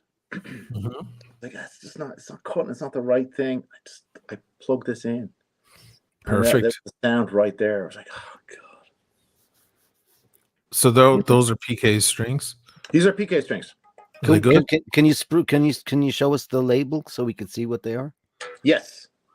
I want to see how he's done them up. Look at the J200. Whoa. Yeah. Big bitch. Look at that thing. Fuck. This guy? Yeah. Look at that fucking guitar. Fucking beautiful. Yeah. It's my money maker right there. These are the strings. Oh, hey, look at that sonotone. Very cool. Oh, look at that. Thank you, PK, for my care package. He sent me a whole bunch of strings. Very nice of them. Different gauges. Yeah, he sent me 10s and 9s because that's what that's basically what I asked for. And there's a couple of different. He's got his what do they call them again? Fusion, which it's just they're different blends, I believe, and vintage. Different, you know. Wow, nice. Nickel stuff. Nickel. What a thing to start a string company. How do you even fucking begin to start a string company? God, can't even imagine. Have you ever thought about, please, I don't like these strings, I should invent my own string company. You know what I mean? It's like you'd think you would think that, but this guy went and did it. Yeah, he was telling me that he'd have, it was from conversations that he had with guitar players for years, and he just basically came up with an idea of how to best make the strings that he was thinking of. Because it's a very strange thing, because strings they're a weird, like you don't really think very much about strings. I've definitely put strings on my guitar that I don't like, but it's very, very hard to pinpoint what it is I like. You don't, yeah. You know what I mean? And I you don't play Ernie Ball, like, right? I don't like Ernie Ball. So those are the only ones I do like. I just see that I put Ernie Balls on my guitar and I can immediately feel a difference for the worse. So what do you use? Well, forever I used D'Addario, but the thing is, not because D'Addario are you know, that I have from Long on Island. any authority that are good. Just what I was used to, I suppose, right? Because I mean, I know plenty of guitar players who use Ernie Ball, and they have their entire careers. I'm in a band right now with Blue Saraceno. You know who Blue Saraceno is? Sure. I don't. I think he was briefly in Poison. He was in Poison for a while, yeah, briefly. He's this guitar player, virtuoso guy. He was big in the early 90s, kind of the shreddy thing. Great guy, lovely guy, and I get to be the other guitar player in a band with him. Okay, well he's that's he can do everything. He's amazing, but he's an Ernie Ball guy. He's always been an Ernie Ball. I would say a good 80% of rock players play Ernie Ball. I would say it's that high. Yeah, probably. I think they dominate because they were first. Like Slash is Ernie Ball, Jimmy Page, those guys. Page? Yeah, everybody in Kiss. All those guys, they all do. Have you ever seen the Ernie Ball commercials? They're cool. Slash did one. Paul Stanley did one during the pandemic where they'd sit in the room and go, play their Les Pauls. They did like Ernie Ball commercials. They're pretty cute. They're like little short films. No, I didn't see that. I'll tell you what strings I think are garbage. Yeah, GHS boomers. Those are crap. You ever play those? Yeah, well, GHS are.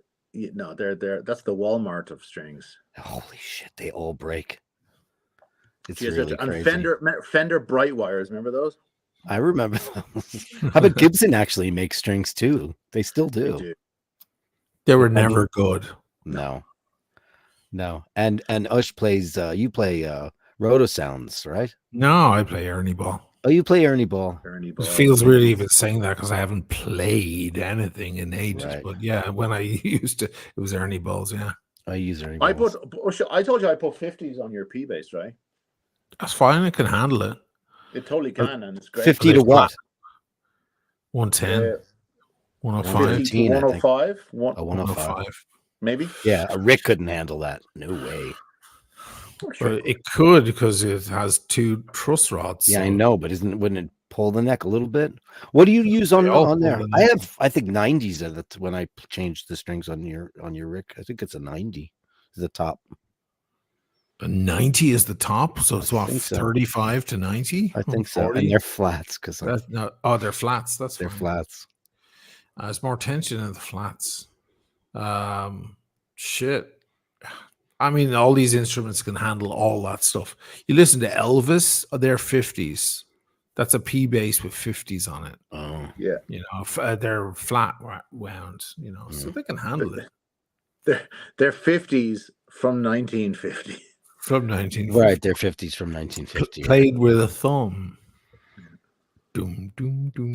Here's this, Andrew. This is funny. This is a living example of when Asheen said that Emmett and Dirk will go into a conversation on guitar and stay engaged in conversation. Yeah. This is what drives Dana crazy. They'll go on all night. Yeah. Yes, Everyone just sign off. It's done. We're fucked now. We're talking guitar strings. No. Yeah. Let's get back to strings. Yeah. So what do you hate my Explorer, Emmett? No, I don't. No, I don't hate the Explorer. It's not, for me, it's not an attractive looking watch. Yeah, it's a tool watch. It's a tool watch. No, I understand. It's something about those indices. They look fat. Yeah. It's just I don't know. It doesn't look like a Rolex to me. Isn't that weird? I guess it doesn't look like a Rolex. It doesn't. No. It's the tool of the Rolex. It's like the last this is the tool of the Rolex. I like the way that I like the not with PCLs. No. Oh, right. Okay. No. PCLs. There's no reason to have PCLs. We love them, but there's no reason. The tool watches. There's two tool watches on the screen right now. That's this and Emmett's watch. That's that.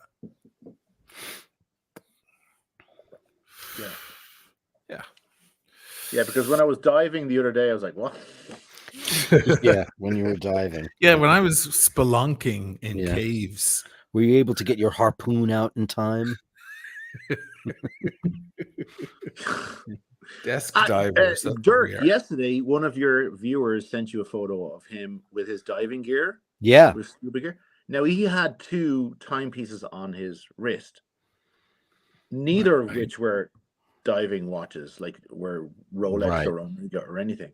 Yeah, they don't use some like G-Shockeries, right? Something divers don't use we them. know nothing about. No, the divers don't use them anymore. It's been years since they actually used a classic Rolex diver. It's all fucking modern shit. They don't. They would never go in the water. Also, imagine you fucking lost your. Like, imagine you're going down 100 feet, but there's 1,000 feet below you, and your watch breaks and Like in the abyss, you slide it's down gone. the wall, and then you meet the aliens. Yeah, the aliens will bring it back up to you. You know, it's gone. The Your watch is aliens, the gone. aliens be like, I never liked that movement. Well, Yeah, exactly. I'm more of a tourbillon guy myself. Yeah. Here, I've got another one here. This is one I wore to Ireland. Emmett, you saw me. Oh, sorry. There's another thing I thought about when I was looking at your Explorer. And my favorite watch of yours. Yeah, now that's beautiful. That Tudor. I tried that on, and that is a thing of beauty. Beautiful. It's really something else. Yeah, it's really something else. Big honkus, fucking stealing. You didn't bring your Royal Oak to Ireland. You brought your offshore. Offshore, yeah. So I've never had the privilege of wearing that fucking the real Royal Oak. That bracelet, putting that on my man. Monumental. One of the best watches ever made. It just looks like I'm gonna turn over the show to you guys because it's 8:00 now and I haven't heard from the doctor. So you know what I'm gonna do? I'm gonna just go head into the city. Okay. So I'm gonna turn you guys finish up in a minute. You guys continue on because you got a bunch of people in the room, and I just want to thank everybody for writing and saying all the nice things. I really appreciate it. I love you guys very, very much. Ush. I love you guys, and feel better. Sam Led Consulting, he's under the weather. Sam Led Consulting's feeling under the weather. My best wishes to you guys, and you guys continue the chat, and I love you all. I'll see you later. All right, keep us in the loop. Okay. Yeah, let us know what goes on with the kitty cat. I will. Thank you, baby. Thank you. Best of luck. Good night, everybody. Yeah, poor Dirk is beside himself. Yeah, stress. You'd be all right. What were you saying? Oh yeah, the bracelet on the Royal Oak. Yeah, it's mad, isn't it? It's fucking mad. So I don't know. I don't know much about AP. That you can change that, right? Change what? The bracelet. No, it's integrated. Oh, it's integrated. Yeah, it looks that way. Yeah. It looks like it was forged in a mountain by a robot from space. I know, it's like it looks like one piece, like it's a perfect thing. Yeah, it's the integrated. It's like the Nautilus, the Patek Nautilus. It's all the bracelet is so much part of the watch. You know, it's kind of like a whole thing. It's always been that way. Yeah, it's a good one. That's the first steel sports watch. I mean, mine's a chronograph, but the 300 was the first luxury stainless steel sports watch in history. It's iconic, man. I don't know what guitar it would be if it were a guitar. Maybe a Rickenbacker. I don't know. I want to say that. No. I do know. I don't know what the AP would be. AP would be. That's I don't know. No, maybe a Rickenbacker, like a Rickenbacker guitar. You know, guitar. But, yeah. I do know that that Richard Mille is definitely PRS. Definitely PRS. High performance, but lacks a little soul. Performance, expensive, impeccably made, well crafted. Right. Top of the top materials, blah, blah, blah, blah, blah. But made for and played by douchebags. Exactly. Thomas Burnett, $4.99. Favorite guitarist out of Andrew Innes, Primal Scream, or John Squire from Stone Roses? I would have to say John Squire. That record, the first Stone Roses record, right? I mean, with The Only One I Know and all that. Mm-hmm. That is the guitar playing is incredible on that.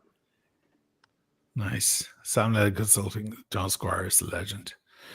Mr. Badgas, $2. I've worn my Seamaster 300 kayaking, but that's it. Well, cool. Yeah, Seamaster. So kayaking, but you're not necessarily getting it in the water, right? That's probably splashing. It's probably splashing. Yeah, I'd be scared of my life. Even just getting in the swimming pool with this. I'll be like making sure this crown is screwed in. Like, Well, that's all you have to make sure, and then everything else will be fine. The I watch know, can but I handle drive it. myself crazy. I'd have to take that. You've got to buy a little Tissot PRX or something. I have my tag diver. Oh, your tag. activation. Yeah, your tag is great. Yeah, your Great. tag is lovely. White dial. How often do you put it on? I put it on every now and again. I've been wearing this a lot. When I first came home with this, I used to wear it like for a day, and then I'd put it away for a few days. And I'd take it out. I was not that I was babying it. I felt like I shouldn't be wearing it that often. Like, this is too, you know what I mean? I don't know. It wasn't something that could be taken for granted, or I don't know. Yeah, sure. So, but now I've been wearing it a lot more often, and like I have it on pretty much all the time. So you're easing into it. Yeah. I don't remember. I had my tag on a few weeks ago, maybe. I don't know. It's been a while. Where is it? She's in the little case, the little just in case thing. Oh yeah, just in time.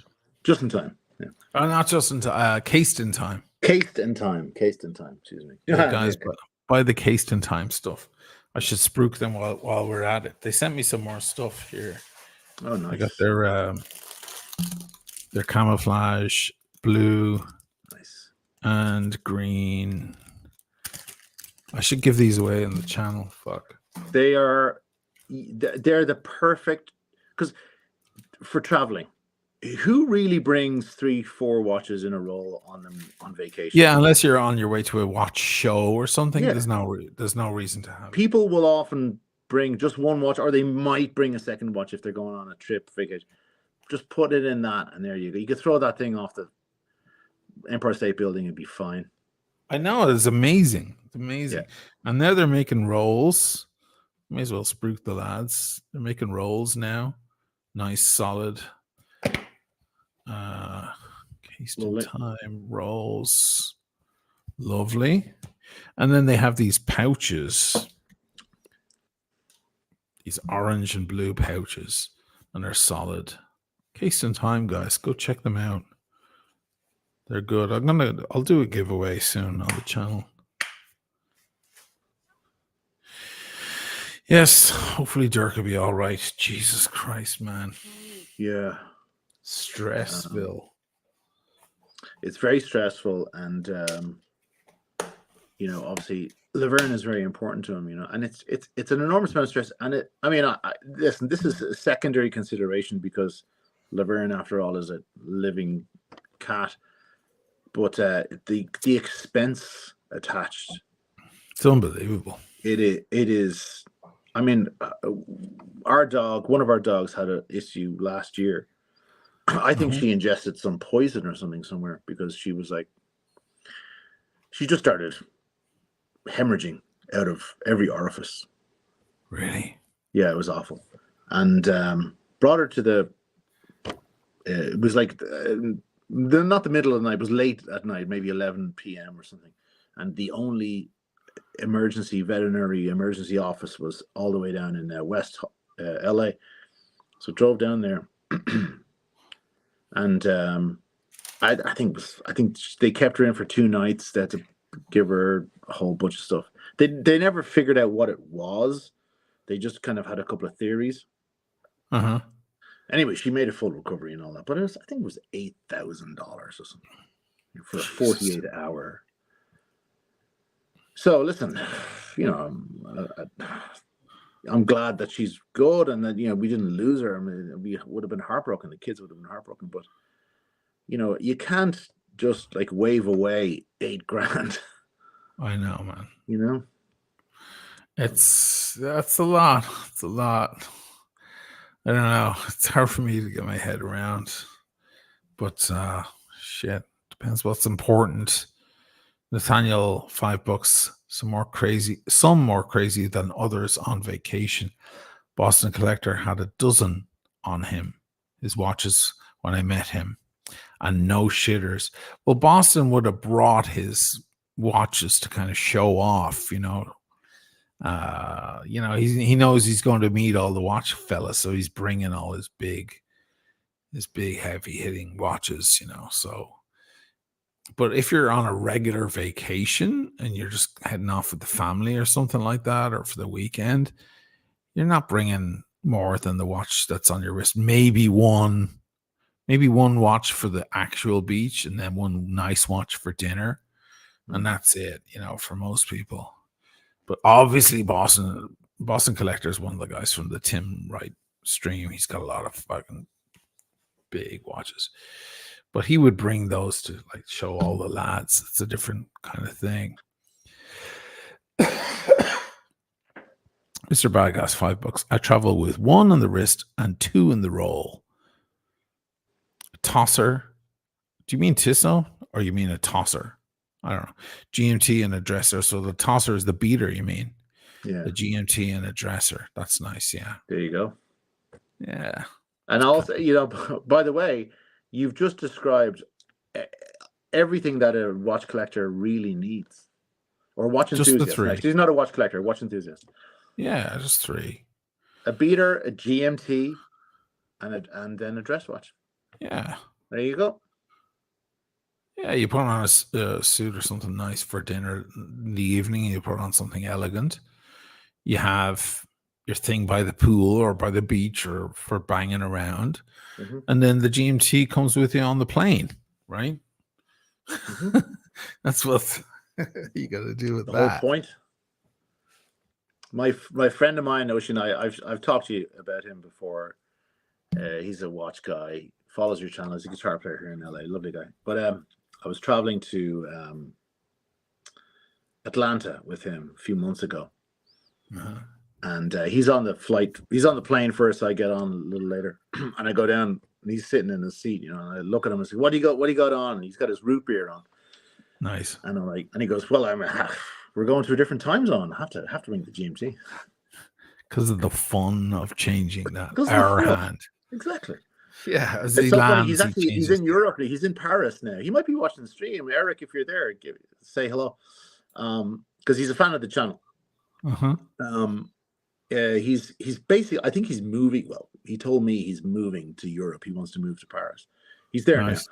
Now. And he has a bunch of watches, including the jewel in the crown is a rose gold Daytona. Oof. On the Oyster Flex. Beautiful. I had one of those. Yeah, you did. That's right. It's very, very, very, very luxurious looking. You can see it from 100 yards away.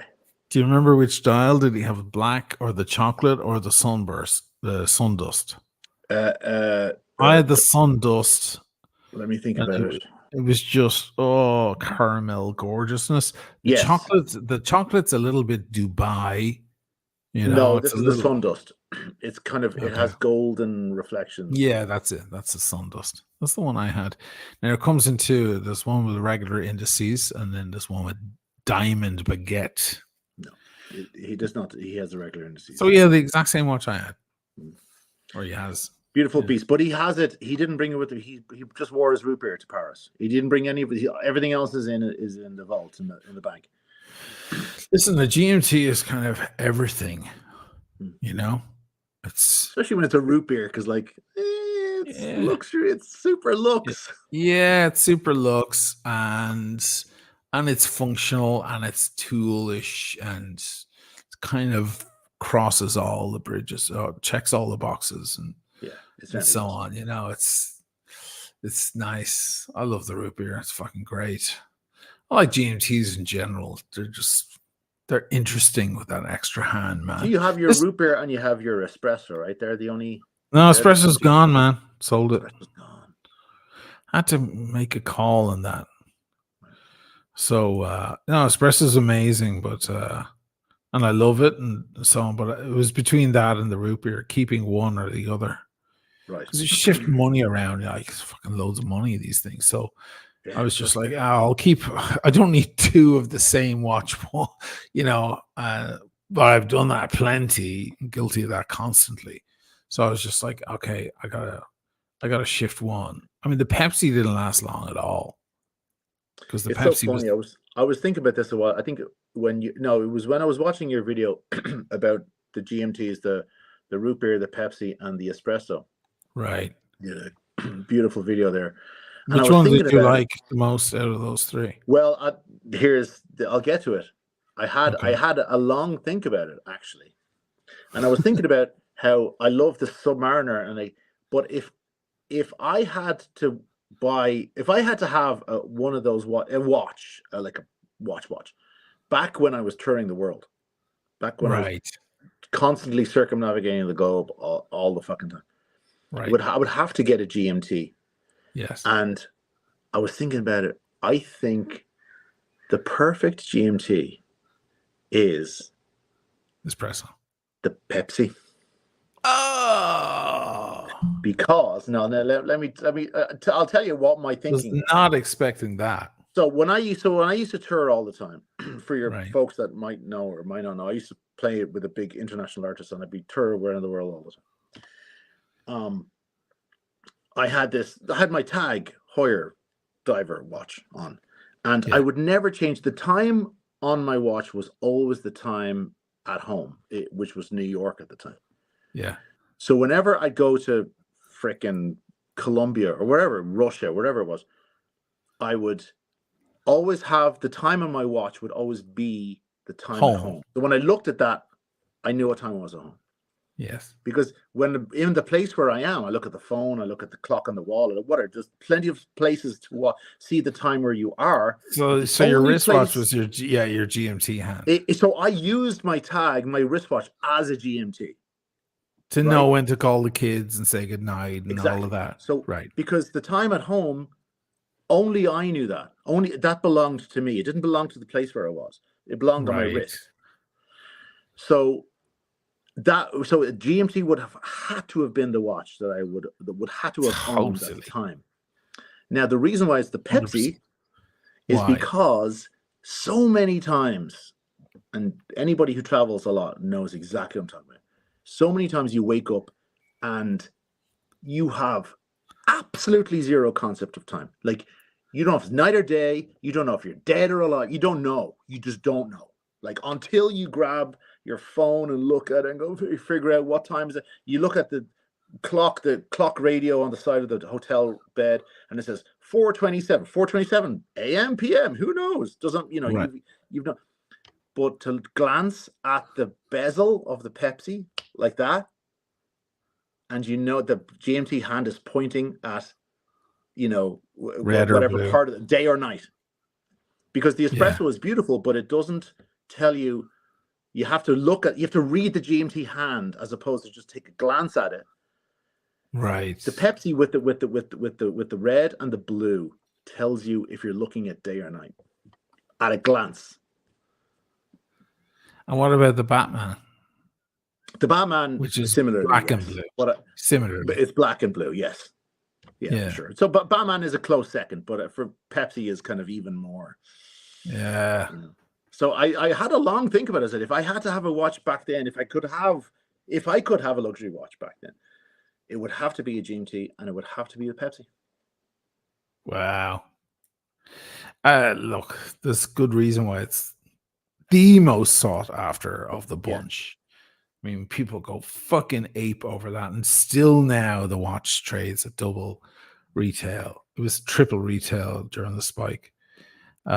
It's gorgeous. I mean, when I picked it up, I was like, oh my God, I get it now. I fucking get it. It's fucking unbelievable. You can't take your eyes off it. You can't read the time because you're looking at the watch at just the colors. Yeah. But I think I did a little test on the channel, and I had the espresso. Yeah. And I was like changing them and asking the crowd, and everyone was like, listen, Pepsi's gorgeous and all, but that bracelet is not you. The oyster is you. The black with the oyster is just much more you. And they were right. They were right. So, and listen, what happened? No, but really what happened is I got the offer from AP. I walked in and they were like, oh, we have your diver. I'm like, what the fuck are you talking about? Oh, you wanted the green diver. We have one for you. I'm like, you're making up bullshit. You offered it to someone today and they turned it down. Now I happened to walk in. I just don't you were on the list for that piece? Yes, but they didn't call me. They didn't. I was like, why didn't you call me? They have my info, and they were like, "Oh, we knew you'd be by one of these days." I'm like, "Ah, you're full of shit. You're closing soon," and I happened to walk in at the right time, and but then I had to come up with 30 grand. I was like, "Oh fuck," So I was like, "That's why." So then I was pushed. If money were no object, it would be a fine, but would have kept the Pepsi. But I was like, okay, for I need sure. to shift something that I can shift easily. And what's easier to shift than a fucking Pepsi? Nothing. So boom. Because the I Pepsi, was like, the Pepsi allowed the offshore. Yes. Yeah, the Pepsi got the that got the Now offshore. think about this. Like if you were a fucking multimillionaire, you just walk into AP and you just buy the offshore right there, and then you have your Pepsi and your offshore. Do either of those pieces mean anything to you? Not as much, no. No. You had to turn that Pepsi into that offshore. You had to make a decision about which one means more to me. You know how many watches are like that though? You have to fucking shift them around. There's only so much money you can put into these things. Yeah, unless you got to move one or two away and then move the other one around. It's like, I still fantasize about being a one watch guy though. I still have that in the back of my head, somewhere, just having one man and his watch, kind of thing. Yeah. One man and his watch. What am I talking about? One watch guy. It's just like not even thinking about it, But I'm still miles away from that because there's still fucking tons of watches here. It's getting crazy. I think absent some sort of life event, that's not going to happen. You're just going to get. Listen. I need the guitars. I need several more of these, and then that's because I want them. I actually need them. Like I definitely need a couple more of these. Like I need at least 2, and I know which ones they are. And I'm not being greedy or being excessive.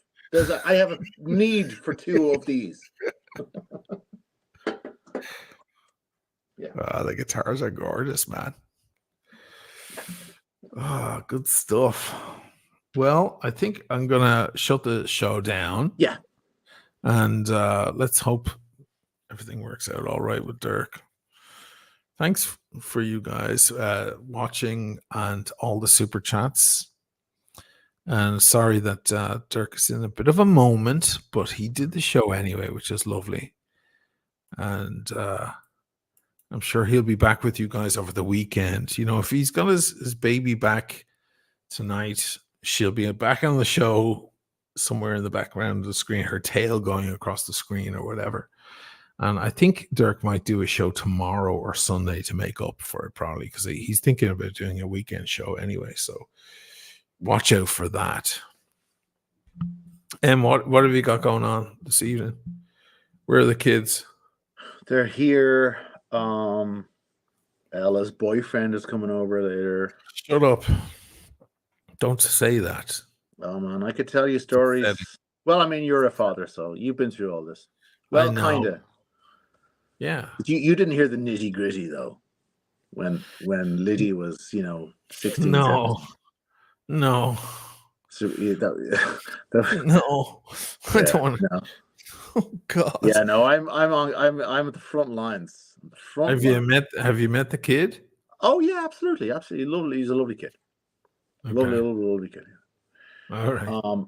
So yeah, what else is happening? Oh, Beckett has a Zoom call with his theater group that he finds out what part he is going to get for Newsies, which he auditioned for last week. Nice. So that's in a little bit. And nothing's happening. Not doing it tonight. Just staying at home. Just chilling. I was working on music all day, and my brain is done. My head is full of coral as an egg is full of meat. So I am not going to work on any more music. I couldn't now anyway because you can't work with the booze. That's the only way I can work. I'll dawdle around for hours and then just like put on like a Rush backing track and play guitar. I'll get nothing done. Oh really? Like in terms of, well, you know yourself. You're a musician. I'm telling people in the audience that you're a musician. Yeah. You know yourself. Like when it comes to making music, producing it yourself, there's the creativity, the composition, and then there's all the mechanics of making it happen. The composition can happen when you have a few drinks. In fact, sometimes it's great, sometimes it's better. Sure. But all of the stuff under the hood to bring the idea from inside your noggin out into reality, that requires clarity of mind. I'm the other way around. You're the other way around. Opposite. I mean, I'll come up with ideas in both states, but you know, when I have some vino going or whatever, then I'm all motivated to fucking get in and pull the keyboard out and fucking get the shit going and plugins and you know, find the footage. You know, I'll wake up in the morning and go, oh, what did I do? And then I press play and I'm like, holy shit, I did so much last night. Fuck. He's very motivated, that dude, whoever he is. That's my vibe. No, I'm kind of the opposite. For me, composition can happen either way, clear-headed or a few drinks, whatever. What makes composition happen is something else. Just sitting there, all the laborious shit and setting up stuff and all of that. I'm just, I'm the other way. I'll do all of that groundwork. I'll procrastinate while I'm, during the day. I'll be like, oh, it's a good idea. Yeah, then I have to set up a thing and I have to go find. I'll come back to it. Whereas, like in the evening, I'm like, come on, let's do it. The only thing I can't do for the channel with some drinks is the narration. I can't do the voiceover. Right. I mean, I think it sounds good, but then the next day I listen to it, I'm like, you're drunk, you moron. Yeah, you sound like you're listening to it on 0.75 speed. Yeah, exactly. Yeah, I listen back and I'm like, oh, what the fuck? This is awful. It's good. What you're saying is cool and it's a good emotion. The delivery, the delivery you need is sharpness. You need sharpness. You have to sound like an orator, fuck's sake. So usually I'll get the groundwork done, but then I have to go back and paste over it. Yeah. You can write your copy with a couple of things, but yeah. But then I can't, You do write copy, don't you? I don't write anything ever. You never compose your narration.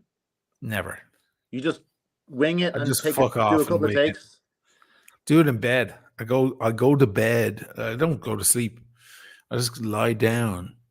Because when you lie down, you get all pensive.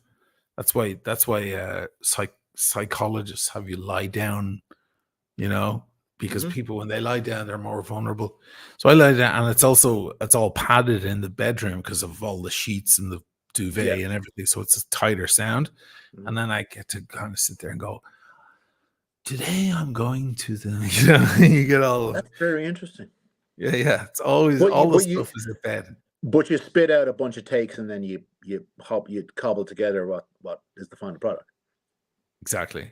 Yeah. And you make a string of lines of bullshit and all of this stuff. And one thing you do as well is you make the gaps way longer.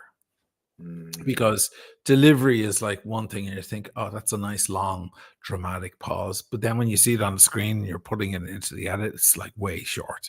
You got to stretch that shit out. Yeah. So it's all in post. Most of it's in post. Sure. Yeah.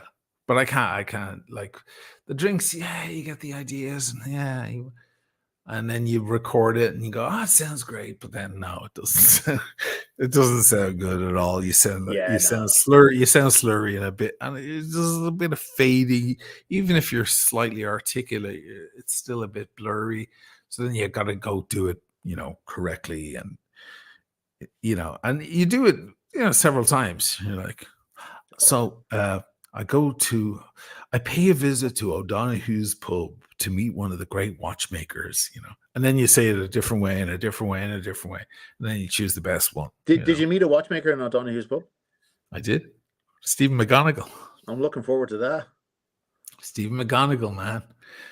He's watches for 300 grand, and he's a fucking lad. He's a great dude. He was like, he lives in Switzerland. And he goes, I'm in Dublin, you know, if you want to meet up. And I was like, yeah, cool. And he goes, how about Sunday? He goes, now I'll just warn you, I like the old Irish pubs. I'm like, yeah, man. So he's like, what about like somewhere on Bagot Street? I'm like, yeah, of course, shit. Like you're singing my song here. So I met him at 2 p.m. and we're having the pints, and we just totally hit it off. Like he's like one of these great, like you think of the watch world, you think of people who speak French and shit, you know. He's just a Dublin lad. Or not, he's from outside of Dublin, but he's a regular old Irish fella. And we hit it off, and we were drinking for ages. And then we went over to the not the Gresham, what's the big fucking hotel right there in the green? The Shelburne. Yeah, Shelburne. And we went into the Oak Bar at the back of the Shelburne, fucking had little cocktails for ages. Then wound up in some restaurant, like fucking boozing all day long. He was great, dude. And he told me so much stuff. Like the guy knows Philippe de Four, like top level. He's like hanging out with him and stuff. He's telling me all sorts of secrets about the watch world. Most of the stuff I cannot put in the episode. Sure. It's like all super confidential. But yeah. So yeah, it's cool, man. I was going through the scenes because all the videos have scenes, right? So like Trieste or whatever, just like 4, 5, 6 scenes, you know, to kind of put together. And I was thinking, God, this has so many scenes. It must have 10 or 12. I counted them up yesterday. There's 24 scenes in Dublin, just Dublin. I haven't even gotten to the West yet. So I'm gonna have to axe some. Otherwise, it's gonna be too long. I mean, you got plenty of like B-sides, as it were. You got plenty of stuff to give your patrons and stuff. Right? Yeah, I'm gonna have to axe some scenes just for the sake of the full video, and then I'll put those extra things for the Patreons. Yeah, DVD content, as it were. Right. Yeah, exactly. So, but it's great, good. Man. Yeah, it's good. So Dublin's gonna be first. Dublin's first, yeah. And then the Vest. I'm hoping to get it out, and then the Vest. I'm hoping to get it out in the next 2 weeks. That's my plan. It's fucking way later than I was thinking, but it's always the way, man. It's always the way. Oh man, I was just thinking about that the other day when I was there for your birthday. Yeah, man. I was saying to Dan, it's like we have to go out to Westport. Like the next time we're there, we just gotta go up there. To Westport? Yeah, to Westport. To Mayo, you know. Yeah. What a place! That whole thing, just that entire experience. I you know, you spent a week or something up there, but you know, I spent 24 hours. But my God, I've forgotten how amazing it was. When I went back to Westport, I went onto Clare Island. Then I went back to Westport. Yeah, with this couple who I met on Clare Island, and we were sitting out having a chowder at one of those pubs on that street. I think it was down the street from the pub that we went with Ma, and and there was a wedding. There was a wedding on, and it was like half the town were all dressed up for the wedding. Hey, you got a doggy? Yeah, there's a doggy in here. It's just painful. Watson, shut up. We're dogs. So it was really nice. Like it was like the whole town was at a wedding.